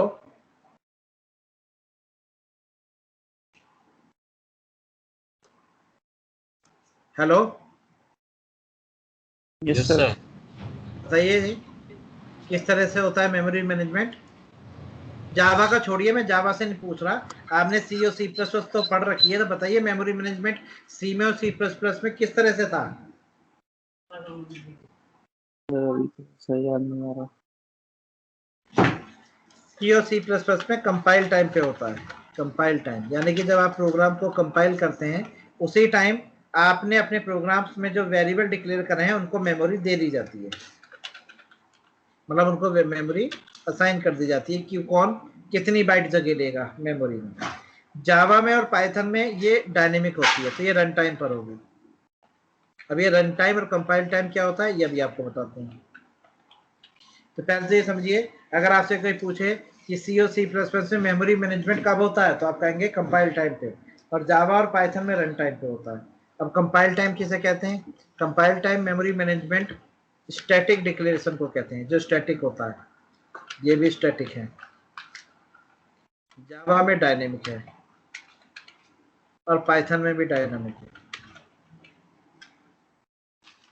अब स्टैटिक किसे कहते हैं, देखिए इस तरह से आपने देखा हो, जब आप सी लैंग्वेज में कोई एरे डिक्लेयर करते हैं तो आप इसे लिखते हैं इंट ए और उसके आगे 2 स्क्वायर ब्रैकेट लगा के उसमें साइज लिख देते हैं 5, इसे कहते हैं स्टैटिक डिक्लेरेशन। अब जब आप प्रोग्राम को कंपाइल करेंगे, जब प्रोग्राम को कंपाइल करेंगे तो जो एरे का साइज होगा वो 5 एलिमेंट का होगा, 5 एलिमेंट। अब आप इस प्रोग्राम को कंपाइल करने के बाद जब आप इसे रन करेंगे तो रन टाइम पर आपको जो एरे का साइज मिलेगा वो 5 एलिमेंट का मिलेगा, और आप रन टाइम पर उस साइज को ना इंक्रीज कर सकते ना डिक्रीज कर सकते, ना उसे घटा सकते ना बढ़ा सकते, कोई फिक्स हो गया। इसे कहते हैं कंपाइल टाइम मेमोरी मैनेजमेंट। यानी कि सी लैंग्वेज में और सी प्लस प्लस दोनों का सेम है, सी और सी प्लस प्लस का मेमोरी मैनेजमेंट दोनों का सेम है। ये देखिए, तो यानी कि आपने प्रोग्राम अगर सी और सी प्लस प्लस में डिजाइन करके क्लाइंट को दिया है तो क्लाइंट हमेशा एरे का जो यूज करेगा वो 5 एलिमेंट के लिए ही करेगा। अब वो रन टाइम पर ना उसके साइज को घटा सकता ना बढ़ा सकता, इसे कहते हैं स्टैटिक प्रोग्रामिंग, यानी static once declared can not be change, यानी कि एक बार आपने डिक्लेयर कर दिया तो फिर वो चेंज नहीं होगा। तो आप देख लीजिए, अब आपके सामने एक प्रॉब्लम ये होगी, किसी क्लाइंट को तो साइज ज्यादा चाहिए, किसी को कम करना है, कोई कह रहा है कि मुझे एरे 3 एलिमेंट की चाहिए, कोई कह रहा है मुझे 7 एलिमेंट की चाहिए, लेकिन आपने प्रोग्राम में लिखी है 5 एलिमेंट की, तो दोनों को 5 एलिमेंट ही मिलेंगे और वो उस साइज को घटा बढ़ा नहीं सकते। समझ में आ गया जी। हेलो, हाँ सर आ गया सर समझ में। कि कंपाइल टाइम किसे कहते हैं, कंपाइल टाइम का मतलब होता है जब आपके सोर्स कोड को जब मशीन कोड में कन्वर्ट किया जा रहा होता है कंपाइलर द्वारा, उसी टाइम वो आपकी वेरिएबल्स को उनके साइज डिक्लेयर करा देता है, फिर वो रन टाइम पे जाके चेंज नहीं हो सकते, इसलिए उनको कहा जाता है स्टैटिक। क्लियर हो गया जी। चलिए, अब डायनेमिक किसे कहते हैं, डायनेमिक वो होता है जिसमें आप एरे के साइज को रन टाइम पे घटा बढ़ा सकते हो, उसे डायनेमिक कहता है। तो जावा में कैसे होता है, जावा में आप ध्यान दीजिएगा, आपने जैसे कहा कि हमने जावा पढ़ रखी है, जब आप एरे डिक्लेयर करते हो तो एरे का साइज स्क्वायर ब्रैकेट में नहीं लिखते, वहां पे ऐसे डिक्लेयर होती है, इस तरह से डिक्लेयर होगी।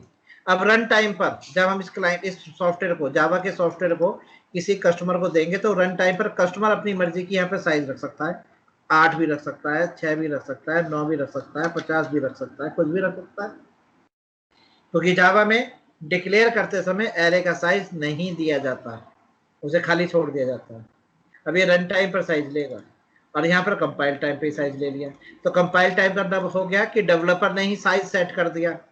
यहाँ पर डेवलपर ने तो साइज सेट करा ही नहीं, क्योंकि उसने तो ए को खाली छोड़ दिया था ब्रैकेट। अब क्लाइंट यहाँ पर वैल्यू रखेगा 8, किसने 9 रखी तो उसके लिए 9 एलिमेंट की हो गई, दूसरे क्लाइंट के लिए 7 एलिमेंट की हो गई, तीसरे क्लाइंट के लिए 3 एलिमेंट की हो गई, ये है डायनेमिक। चलिए, अब आता है पाइथन। पाइथन में भी सेम है, पाइथन में एरे की जगह लिस्ट होती है, वहां पे लिस्ट लिखते हैं, एरे की जगह वहां पे लिस्ट लिखी जाती है, ये लीजिए लिस्ट होगी, वहां भी इस तरह से खाली छोड़ा जाता है। साइज नहीं दे सकते आप, ऐसे 4 नहीं दे सकते, एरर आ जाएगी। ऐसी जावा में अगर आपने यहाँ पे 4 लिख दिया तो एरर आ जाएगी, फौरन कह देगा साइज हटाओ, साइज नहीं रखना, साइज रन टाइम पे रखा जाएगा। ये है जी डायनेमिक और स्टैटिक। तो देख लीजिए जावा में और पाइथन में तो सेम है, इसलिए आप जावा को छोड़कर पाइथन की तरफ नहीं जाएंगे, मेमोरी मैनेजमेंट की वजह से, सिक्योरिटी की वजह से भी आप जावा को छोड़कर पाइथन की तरफ नहीं जाएंगे, क्योंकि दोनों फुली सिक्योर हैं और दोनों का मेमोरी मैनेजमेंट डायनेमिक ही है। चलिए अब तीसरा रीजन आपका, तीसरा पॉइंट है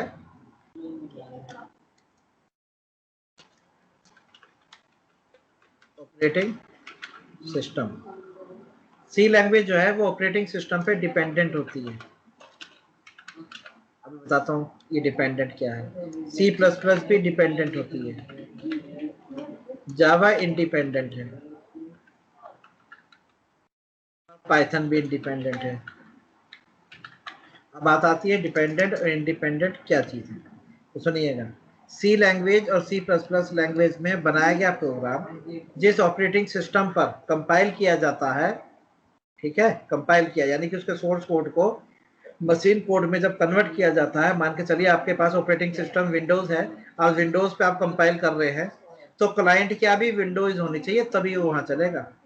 यानी कि सी लैंग्वेज का प्रोग्राम जिस ऑपरेटिंग सिस्टम पे कंपाइल किया गया है उसी ऑपरेटिंग सिस्टम पे रन करेगा। अगर क्लाइंट पे कोई और दूसरा ऑपरेटिंग सिस्टम है, जैसे उसके पास लिनक्स है, मैक है, तो वहां रन नहीं करेगा, उसे कहते हैं डिपेंडेंट।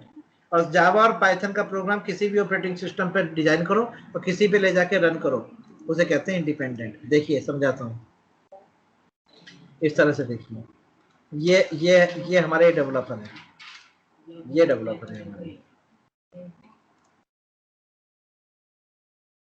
ये डेवलपर है,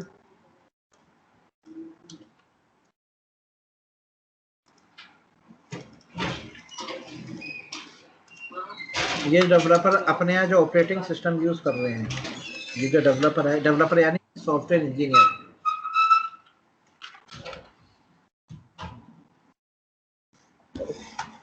और ये यूज कर रहे हैं अपना विंडो 7।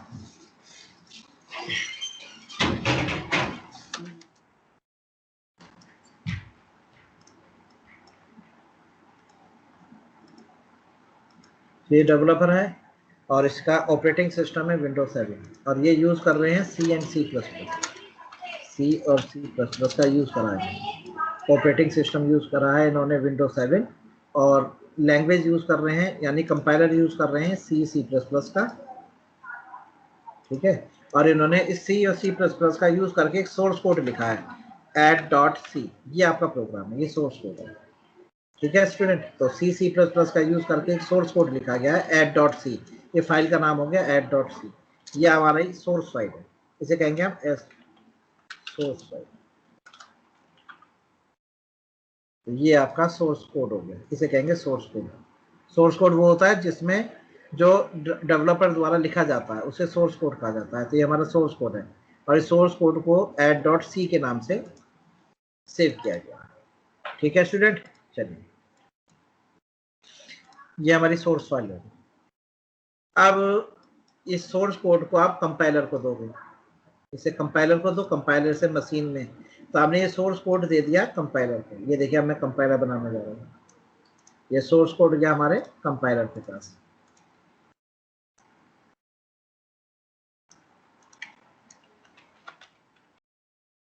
ये जो कंपाइलर है ये सोर्स कोड को कन्वर्ट कर देगा किसमें, बताइए स्टूडेंट्स, किसमें कन्वर्ट करता है सी का कंपाइलर सोर्स कोड को? इतना तो आपको पता होगा, जब आपने सी पढ़ी है तो मशीन लैंग्वेज नहीं, मशीन लैंग्वेज में नहीं करता बेटा।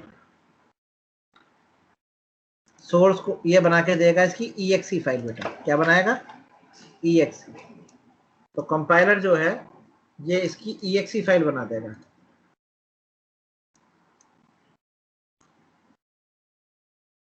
तो वो EXE फाइल जो बन के आएगी वो बन के आएगी add.exe, add.exe, ये EXE फाइल बन के आ गई।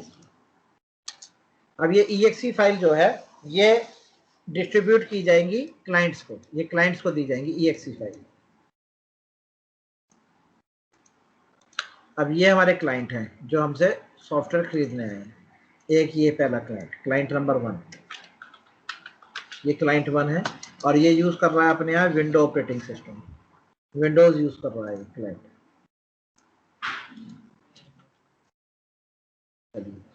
इसी तरह से ये एक दूसरा क्लाइंट है मेरे पास, ये दूसरा क्लाइंट आया, ये यूज कर रहा है अपने यहाँ मैक। एक ये तीसरा क्लाइंट आया, ये यूज कर रहा है अपने यहाँ लिनक्स यूज कर रहा है।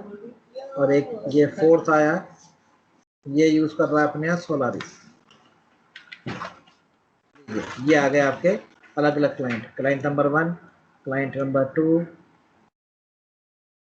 क्लाइंट नंबर 3 और क्लाइंट नंबर ये है। अब ये जो आपने सॉफ्टवेयर डिजाइन किया है, ये सॉफ्टवेयर आपने सबको दे दिया। भाई इस विंडो वाले क्लाइंट को भी कहा कि ले जाओ अपना सॉफ्टवेयर ले जाओ, और आपने क्लाइंट 2 को भी दे दिया सॉफ्टवेयर कि लीजिए आप भी सॉफ्टवेयर ले जाइए। इस तरह से आपने ये सॉफ्टवेयर सभी ऑपरेटिंग सिस्टम्स को जो अलग अलग क्लाइंट आए थे सबको दे दिया कि ले जाइए, लीजिए।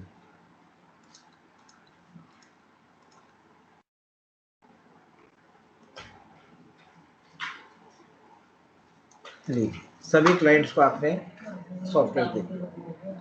अब पता है क्या होगा, ये सॉफ्टवेयर जो आपने दिया है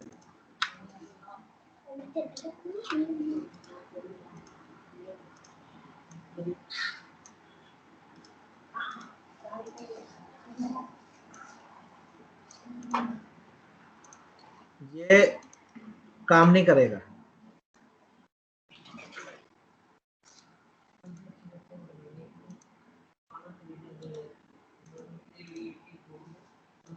ये मैक पे भी काम नहीं करेगा, ये लिनक्स पे भी काम नहीं करेगा, और ये सोलारिस पे भी काम नहीं करेगा। ये सिर्फ उसी ऑपरेटिंग सिस्टम पे काम करेगा जिस ऑपरेटिंग सिस्टम पे डिजाइन हुआ। ये डिजाइन हुआ है विंडोज पे। कौन से ऑपरेटिंग सिस्टम पे? विंडोज पे। तो ये विंडोज वाले ही क्लाइंट के यहाँ रन कर होगा। ये विंडो का है तो ये विंडो पे ही रन करेगा। इसे कहते हैं डिपेंडेंट। समझ में आ गया स्टूडेंट्स? हेलो, यस सर, आ गया सर। आप बताइए ये केवल किसके यहाँ रन करेगा? विंडोज पे। ये सिर्फ विंडोज पे रन करेगा, विंडोज के अलावा किसी और ऑपरेटिंग सिस्टम पे रन नहीं करेगा। इसे कहते हैं डिपेंडेंट और इंडिपेंडेंट। अब यही प्रोग्राम अगर आप जावा की हेल्प से बनाते, किसकी हेल्प से? जावा की हेल्प से बनाते, तो ये दोनों ऑपरेटिंग सिस्टम पे रन करता। मतलब दोनों क्या मतलब 2, 10 मतलब कोई भी ऑपरेटिंग सिस्टम लिए हर ऑपरेटिंग सिस्टम पे रन करेगा। लीजिए मैंने टिक लगा दिया, तो ये विंडोज पे काम कर रहा है। समझ में आ गया जी? ये है इसकी कहानी। अब इसी प्रोग्राम को आप जावा डेवलपर के पास ले जाइए। अब मैंने दोबारा से कॉपी पेस्ट करा है।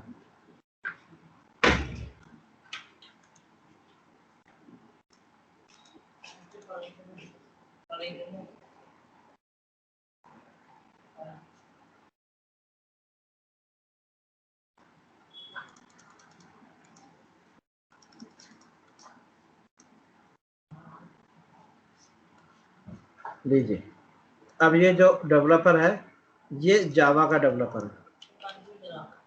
अब उसने जो फाइल बनाई है वो बनाई है add.java।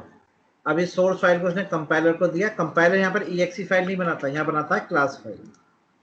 अभी समझाता हूँ क्लास फाइल और exe फाइल में क्या डिफरेंस होता है। तो जावा का जो कंपाइलर है वो कन्वर्ट करके देगा आपको क्लास फाइल में, वो exe फाइल नहीं बनाएगा।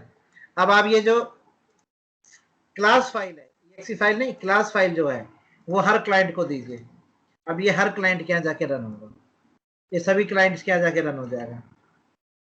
तो ऐसा क्या है क्लास फाइल में जो सब क्या रन हो गया, और ऐसा क्या नहीं है exe फाइल में जो ये सब जगह रन नहीं हुआ? अब देखिए हर जगह मैंने टिक लगा दिया, ये हर जगह रन हो रहा है, सब जगह रन हो जाएगा। अब ये ऐसा क्यों होगा रन, क्यों रन होगा? इसके पीछे एक वजह है, वो मैं आपको वजह बता रहा हूँ कि हर ऑपरेटिंग सिस्टम में JVM इंस्टॉल होता है, तो जावा वर्चुअल मशीन की हेल्प से ये रन होगा। हर ऑपरेटिंग सिस्टम के अंदर JVM Java virtual machine inbuilt आता है, ठीक है, इसलिए इसे वर्चुअल बोला जाता है। दिखेगा नहीं, लेकिन हर ऑपरेटिंग सिस्टम में होता है। और जेवीएम का काम होता है कि जो कंपाइलर द्वारा जनरेट किया गया है कोड, जिसे हम क्लास फाइल कह रहे हैं, उस क्लास फाइल को ऑपरेटिंग सिस्टम की लैंग्वेज में कन्वर्ट करना, ये जेवीएम का काम होता है। यहाँ पर जेवीएम रिस्पॉन्सिबल है किस चीज के लिए? आपके प्रोग्राम को रन कराने के लिए। तो जेवीएम का काम क्या होता है? जेवीएम है इंटरप्रेटर, लिखवाया था ना अभी, आपको बताया था जेवीएम इंटरप्रेटर है। इंटरप्रेटर का काम होता है ट्रांसलेट करना। तो जेवीएम क्या काम करेगा? इस क्लास फाइल को ऑपरेटिंग सिस्टम के अकॉर्डिंग कन्वर्ट कर देगा, यानी ट्रांसलेट कर देगा इस क्लास फाइल को स्टूडेंट बाइट कोड भी कहा जाता है। ये बाइट कोड है। तो ये बाइट कोड जो है हर ऑपरेटिंग सिस्टम की कॉमन होता है। कोई भी ऑपरेटिंग सिस्टम हो दुनिया का, वो पढ़ेगा बाइट कोड को ही। तो अभी जावा के कंपाइलर ने बाइट कोड दिया है, अब बाइट कोड गया जेवीएम के पास, जेवीएम इस बाइट कोड को रीड करेगा और कन्वर्ट कर देगा विंडो में। ऐसे यहाँ जेवीएम रीड करेगा बाइट कोड को, कन्वर्ट कर देगा मैक में। ऐसे जेवीएम रीड करेगा बाइट कोड को, कन्वर्ट करेगा लिनक्स में। जेवीएम रीड करेगा बाइट कोड को, कन्वर्ट करेगा सोलारिस में। तो देखिए ये कॉमन बाइट कोड हो गया सभी लैंग्वेज के लिए, सॉरी सभी ऑपरेटिंग सिस्टम के लिए। इसलिए जावा का प्रोग्राम हर ऑपरेटिंग सिस्टम पे रन कर जाता है with the help of JVM. तो जेवीएम ने जावा को प्लेटफॉर्म इंडिपेंडेंट बनाया। चलिए अब बात आती है इस EXE फाइल में ऐसा क्या था कि ये जो दूसरे ऑपरेटिंग सिस्टम पे रन नहीं कर पाई। तो ये आपको इंटरव्यू में बताना पड़ेगा। तो देखिए मैं बता दे रहा हूँ, इसके पीछे 2 रीजन है जिसकी वजह से ये रन नहीं हो पाई। दोनों रीजन आपको लिखवा दे रहा हूँ। पहला कि जो EXE फाइल होता है, जो EXE फाइल है, इसके अंदर आपके सोर्स कोड का, जो आपने सोर्स कोड बनाया है, ऑब्जेक्ट कोड होता है। लिख देता हूँ, EXE file contain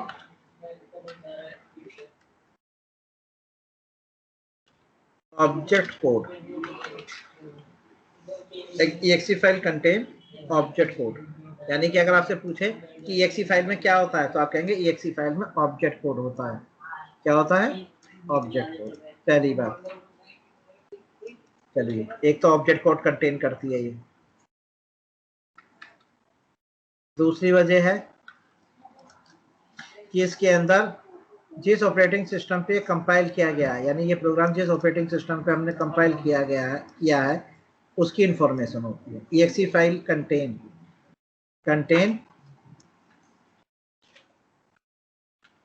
information of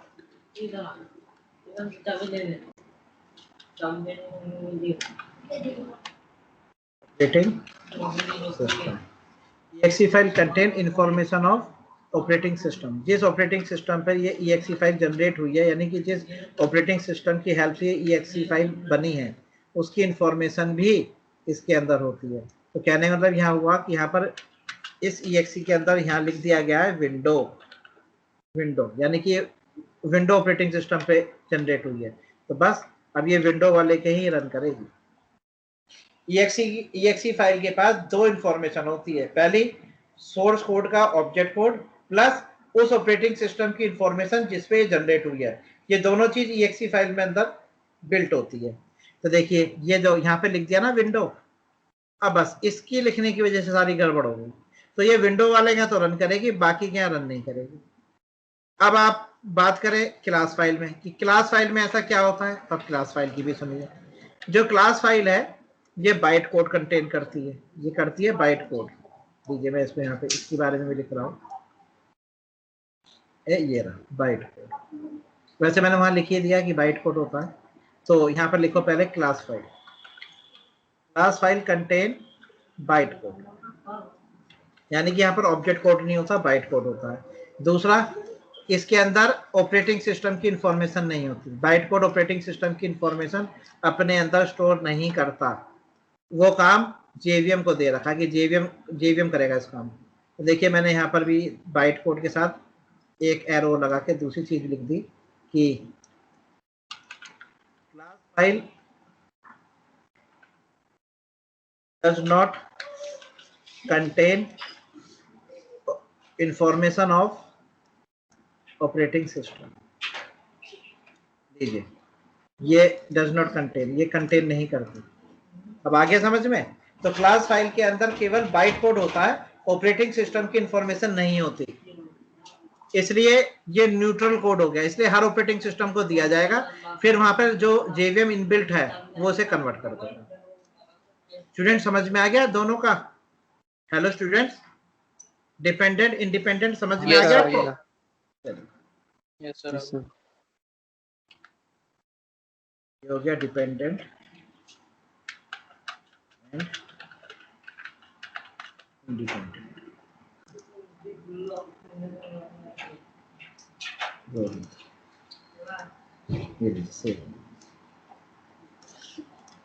चलिए, तो जावा को छोड़ने की वजह अभी भी नजर नहीं आ रही। अगर आपसे कोई कहे जावा छोड़ के चले जाओ पाइथन की तरफ, तो आप कहोगे नहीं जाऊंगा, क्योंकि इंडिपेंडेंट है, डायनेमिक है, फुली सिक्योर है, तो मैं जावा छोड़ के क्यों जाऊं। हाँ, अब चौथा रीजन आता है जिसकी वजह से आप छोड़ के जाएंगे, और ये इकलौता रीजन है, वो है टाइप कास्टिंग। स्टूडेंट बताइए टाइप कास्टिंग किसे कहते हैं? हेलो स्टूडेंट्स, टाइप कास्टिंग क्या होती है बताइए? What is type casting? So एक डेटा टाइप को दूसरे में चेंज करना। एक डेटा टाइप को दूसरे डेटा टाइप में चेंज करना, बिल्कुल सही जवाब आपका, सही है। तो यहाँ पर मैनुअल होती है, मैनुअली आपको खुद करनी पड़ेगी, यहाँ भी आपको मैनुअल करनी पड़ेगी, यहाँ भी आपको मैनुअल करनी पड़ेगी, यहाँ ऑटोमेटिक है। बस ये वजह है एक, कि अगर आप छोड़ के जा रहे हैं जावा को, वो एक वजह है कि जावा में टाइप कास्टिंग नहीं होती ऑटोमेटिकली, वो सिर्फ पाइथन में होती है, इसलिए पाइथन में डेटा टाइप नहीं होते। अगर आपने इसे कोई कह रहा था मैंने पाइथन पढ़ रखी है, तो उसे पता होगा पाइथन में डेटा टाइप्स नहीं होते, इंटीजर कैरेक्टर फ्लोट नहीं होते, केवल ऑब्जेक्ट होते हैं। हेलो स्टूडेंट्स, किसने किसने पढ़ रखी है पाइथन बताइए? आप में से किसी ने पढ़ रखी थी ना, क्या मैंने पाइथन पढ़ रखी है? Hello, yes sir. हाँ रोहित, आपने पढ़ रखी है पाइथन? ये अच्छा, विशाल ने? तो विशाल ने। हाँ विशाल, पता है ना पाइथन में कौन डेटा टाइप होते हैं? नहीं सर। नहीं होते, तो फिर वो बिना डेटा टाइप के कैसे काम कर लेती है, पता आपको? सर वो ऑब्जेक्ट के थ्रू। ऑब्जेक्ट के थ्रू नहीं करती, वो ऑटोमेटिक उसे टाइप कास्ट कर लेती है, जो काम हमारा ये नहीं कर सकती, जावा नहीं कर सकती। वहां पे केवल ऑब्जेक्ट, ये तो सही कह रहे हैं आपके, ऑब्जेक्ट के है, वहां पे केवल ऑब्जेक्ट ही ऑब्जेक्ट होते हैं, प्रिमिटिव डेटा टाइप्स नहीं होते पाइथन में। पाइथन में प्रिमिटिव डेटा टाइप नहीं होता, केवल ऑब्जेक्ट होता है। Okay sir. मतलब वहां पर आप ऐसे नहीं लिख सकते, इंटीजर कैरेक्टर फ्लोट ऐसे नहीं होते, जैसे आप सी लैंग्वेज में लिखते हैं ना ऐसे, इंट ए जिस लिखते हैं, हाँ हाँ। पाइथन में नहीं होता, पाइथन में डेटा टाइप नहीं होते। आप यहाँ पे इंट नहीं लिखेंगे, पाइथन में केवल ए लिखेंगे। तो यहाँ पर ए क्या है? ये ऑब्जेक्ट है, क्या है ये? ऑब्जेक्ट। चलिए, तो ये भी आपको अभी बताते हैं कि टाइप कास्टिंग होती क्या है और किस तरह से की जाती है। चलिए थी, तो पहले मैं आपको टाइप कास्टिंग बता दूं।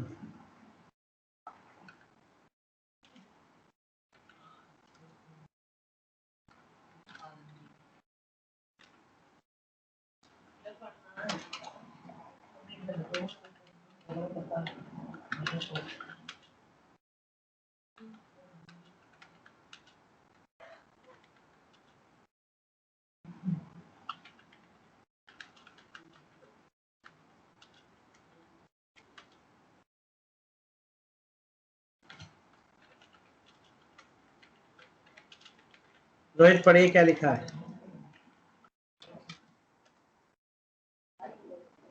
हेलो रोहित पढ़िए। सर पहला वर्ड क्या लिखा है सर? Type casting. एक डेटा टाइप को रन टाइम पर दूसरा डेटा टाइप में कन्वर्ट करना टाइप कास्टिंग कहलाता है। ठीक है जी, एक डेटा टाइप को रन टाइम पर दूसरे डेटा टाइप में कन्वर्ट करना, समझ में? यानी कि आपके पास एक इंटीजर डेटा टाइप है, आप उसको रन टाइम पर फ्लोट में कन्वर्ट कर रहे हैं रन टाइम पर, तो उसे हम कहेंगे टाइप कास्ट। रन टाइम पर भी छोड़िए, आप कंपाइल टाइम पर भी लिख सकते हैं, लेकिन चेंज तो वो रन टाइम पे होगा, इसे छोड़िए। तो एक डेटा टाइप को, ये लिख लीजिए, एक डेटा टाइप को दूसरे डेटा टाइप में कन्वर्ट करना टाइप कास्टिंग कहलाता है। ठीक है, अब ये यहाँ लिख लीजिए,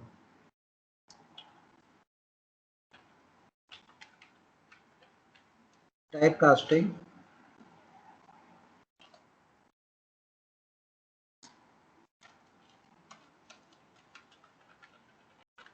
कंपाइल टाइम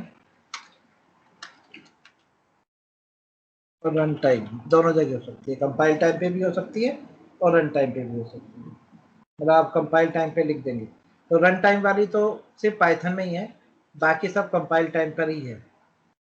ठीक है, टाइपकास्टिंग दो तरह से की जा सकती है, कंपाइल टाइम पे, रन टाइम पे। तो सिर्फ पाइथन में ही है रन टाइम पे।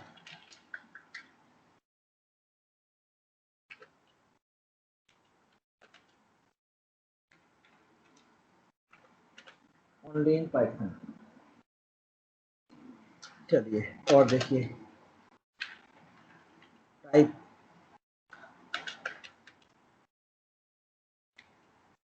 Type of typecasting. दो तरह की टाइपकास्टिंग होती है। एक तो होती है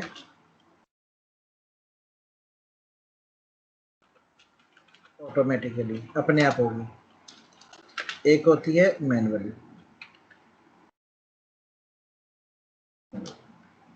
जो ऑटोमेटिकली है,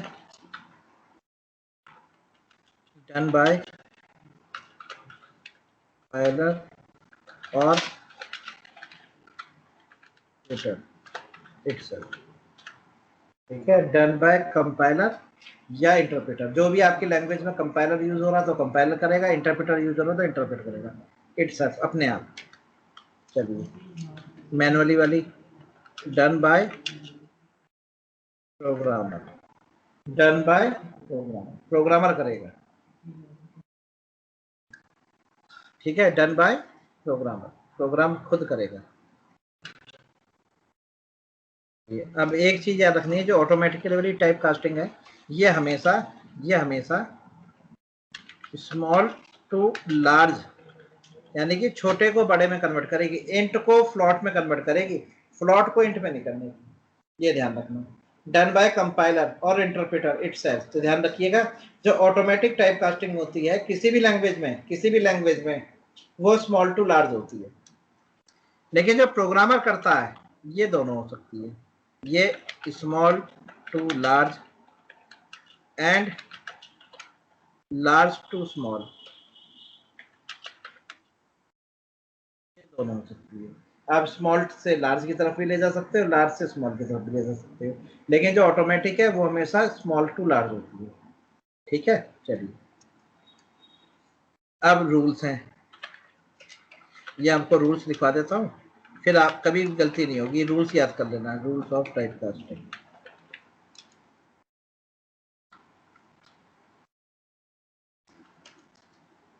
तो देखिए ये मैंने एक एक्सप्रेशन लिखी है,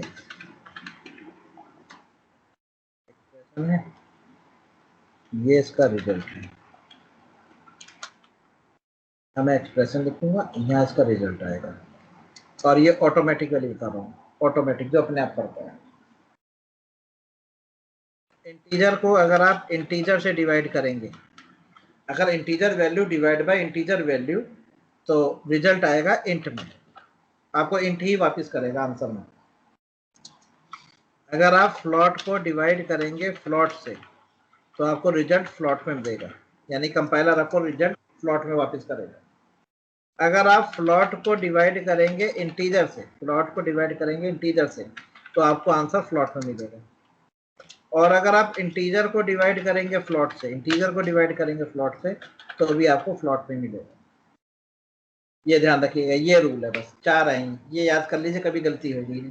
इंटीजर को इंटीजर से डिवाइड करोगे तो आंसर इंट में आएगा, फ्लॉट को फ्लॉट से डिवाइड करोगे तो फ्लॉट में आएगा, फ्लॉट को इंट से डिवाइड करोगे या इंट को फ्लॉट से डिवाइड करोगे तो फ्लॉट में ही आंसर आएगा। तो हमेशा स्मॉल टू लार्ज करा उसमें, स्मॉल टू लार्ज हमेशा आपको यही करके देगा।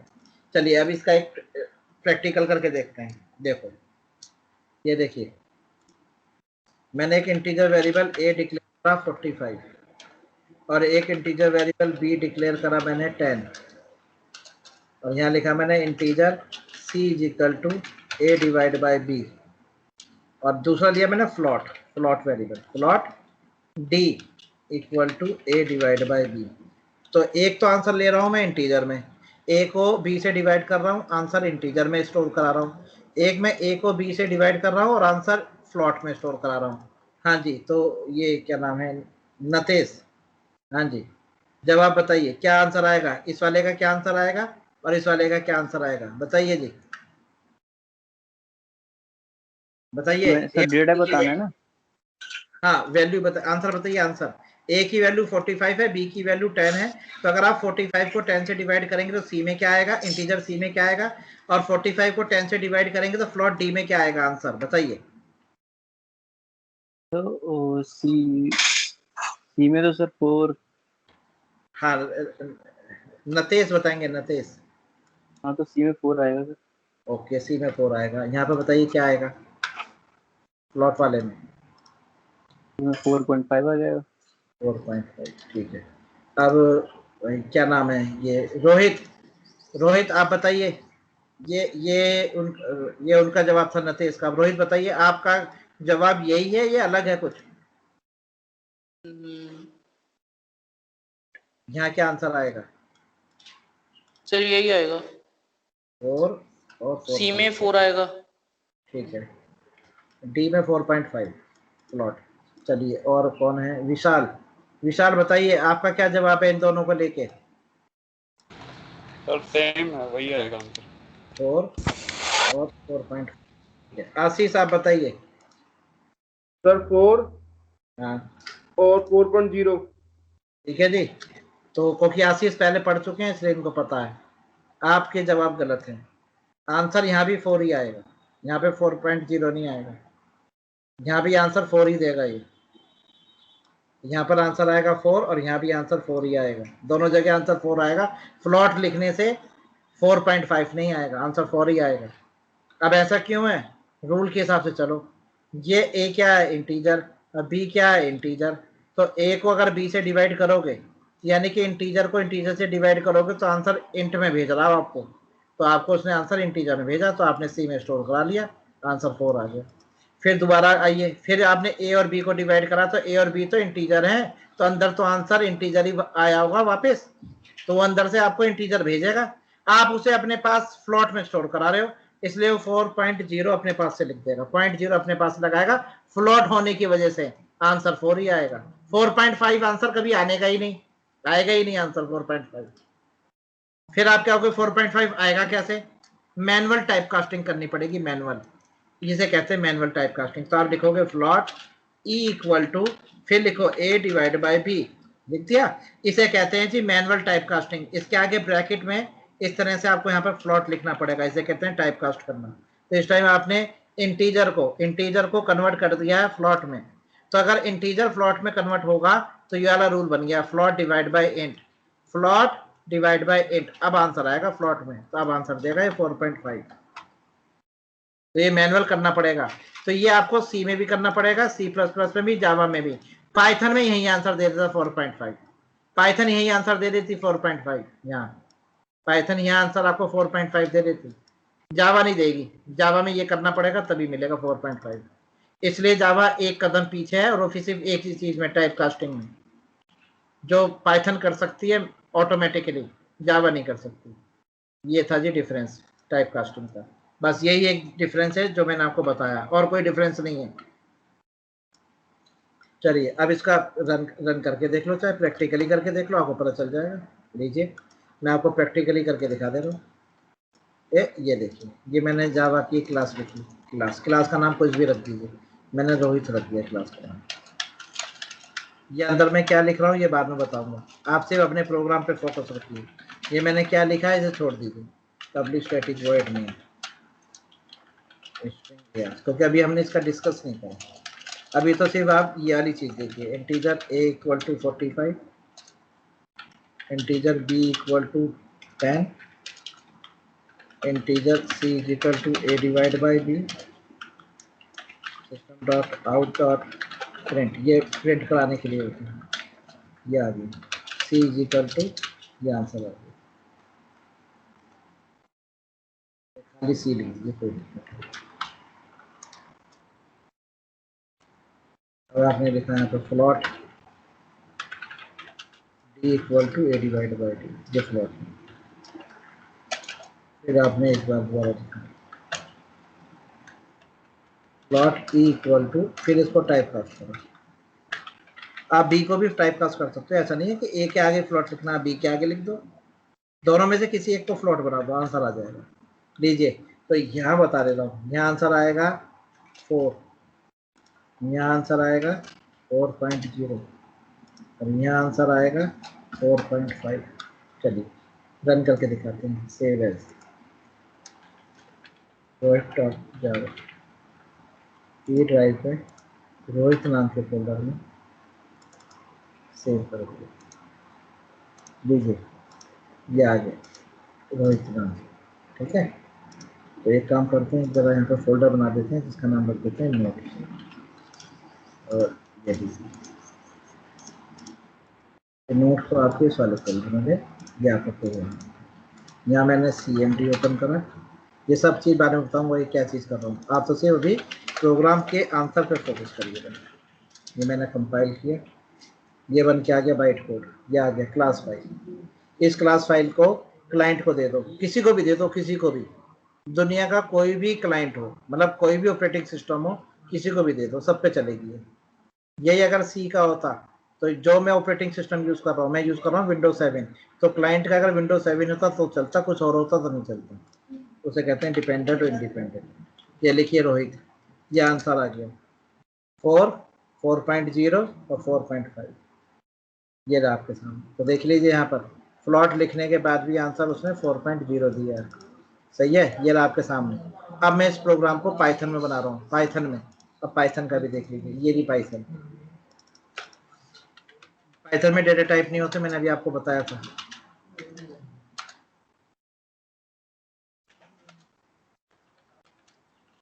ये लीजिए, ये बन गया प्रोग्राम, ये पाइथन का प्रोग्राम है। डेटा टाइप नहीं होते, सेमीकोलन नहीं लगाते, मेन फंक्शन लिखते, क्लास कुछ नहीं लिखते, ऐसे लिखते हैं डायरेक्ट जैसे लिखा है मैंने, सेव एज। और यहाँ लिख दीजिए जो भी नाम रखना है, रोहित ही नाम रख देता हूँ, rohit.py, rohit.py। ये लो जी, सेव हो गया पाइथन से। ये देखिए आ गया पाइथन py। अब यहाँ पर CMD खोलिए, वहाँ पे जैक लिखा था जावा सी, जावा कंपाइलर, यहाँ लिखिए पाइथन और अपनी फाइल का नाम लिख दीजिए rohit.py। और ये देखिए सीधा आंसर 4.5, ये रहा आपके सामने सीधा आंसर 4.5। देखा कि इसलिए पाइथन को कहा जाता है कि वो स्मार्ट प्रोग्रामिंग है। क्यों कहा जाता है? इसी वजह से। उसे मैंने कहा कि इंटीजर है, कैरेक्टर है, फ्लॉट है, कुछ भी नहीं बताया, वो खुद समझ गया। इसलिए पाइथन का यूज होता है AI में। पाइथन का यूज कहाँ किया जा रहा है? पाइथन का यूज होता है AI में, ML में और IoT में, क्योंकि यहाँ पर ये चीज़ें आर्टिफिशियली होती हैं। इसलिए पाइथन का यूज यहाँ है, क्योंकि यहाँ पर कंप्यूटर खुद समझ जाता है कि उसको क्या करना है। क्लियर? ये देख लीजिए आपके सामने पाइथन का एग्जांपल भी दे दिया मैंने। पाइथन ने सीधा आंसर 4.5 दिया, को वो समझ गई। जबकि यही प्रोग्राम C++, जावा, .NET किसी का भी होगा, वो नहीं समझ पाएगा जब तक आप उसे बताओगे नहीं कैसे कर। इसे कहते हैं जी टाइप कास्टिंग। ये था जी फर्क तीनों लैंग्वेज में। Clear students? तो आज हमने जो डिस्कस करे हैं, मतलब जो मैंने आपको पढ़ाया है, वो जावा स्टार्ट नहीं करी अभी। जावा का तो कुछ भी नहीं बताया, सिर्फ जावा का ये बताया कि जावा की तरफ क्यों जा रहे हो, C++ से छोड़कर जावा की तरफ क्यों आ रहे हो। सिक्योरिटी की वजह से, मेमोरी मैनेजमेंट की वजह से और इंडिपेंडेंट की वजह से। टाइप कास्टिंग का नाम नहीं लेंगे। टाइप कास्टिंग का नाम जब देंगे जब हम कहेंगे जावा छोड़कर पाइथन की तरफ क्यों जा रहे हो, जब हम बात करेंगे। ठीक है स्टूडेंट्स? हेलो? Yes sir. तो हमने आज हमने एनवायरनमेंट क्लियर किया है। एनवायरनमेंट हमने देखा, सी का एनवायरनमेंट क्या होता था, C++ का क्या होता था, अब जावा का कैसा होगा और पाइथन का फ्यूचर में कैसे होगा। मतलब थोड़ा सा आइडिया मिल गया होगा सब तरफ से कि हम जावा जो पढ़ने आ रहे हैं वो सिक्योरिटी की वजह से, प्लेटफॉर्म इंडिपेंडेंट की वजह से और मेमोरी मैनेजमेंट की वजह से हम पढ़ने आ रहे हैं जावा। C++ को छोड़कर आप जावा की तरफ आ रहे हैं। पाइथन को भूल जाओ, पाइथन की बात नहीं कर रहा। तो एडवांटेज देखने को मिल रही है कि C++ में सिक्योरिटी नील थी, जावा में फुली सिक्योरिटी मिलेगी।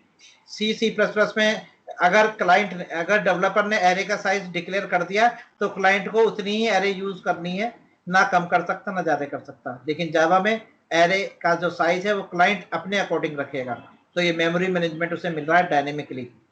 तीसरा, कि जो सबसे बड़ा एडवांटेज है जावा की वो है प्लेटफॉर्म इंडिपेंडेंट। अगर आप कोई सॉफ्टवेयर बना रहे हैं तो आपको ये चीज दिमाग में नहीं रखनी कि मुझे किस क्लाइंट को देना है किसको नहीं देना। अगर आप जावा बना रहे हैं सभी को दीजिए, सबके यहाँ रन करेगा। लेकिन अगर आप सी प्लस प्लस पे बना रहे हैं तो आपको ध्यान रखना पड़ेगा कि मेरा कौन सा ऑपरेटिंग सिस्टम है, उसके अकॉर्डिंग ही आप क्लाइंट को देंगे, क्योंकि वहां पर वो दूसरी जगह जाके रन नहीं करेगा। क्लियर है स्टूडेंट्स? तो ये था हाँ, ये था एक डेमो है। और एक क्वेश्चन।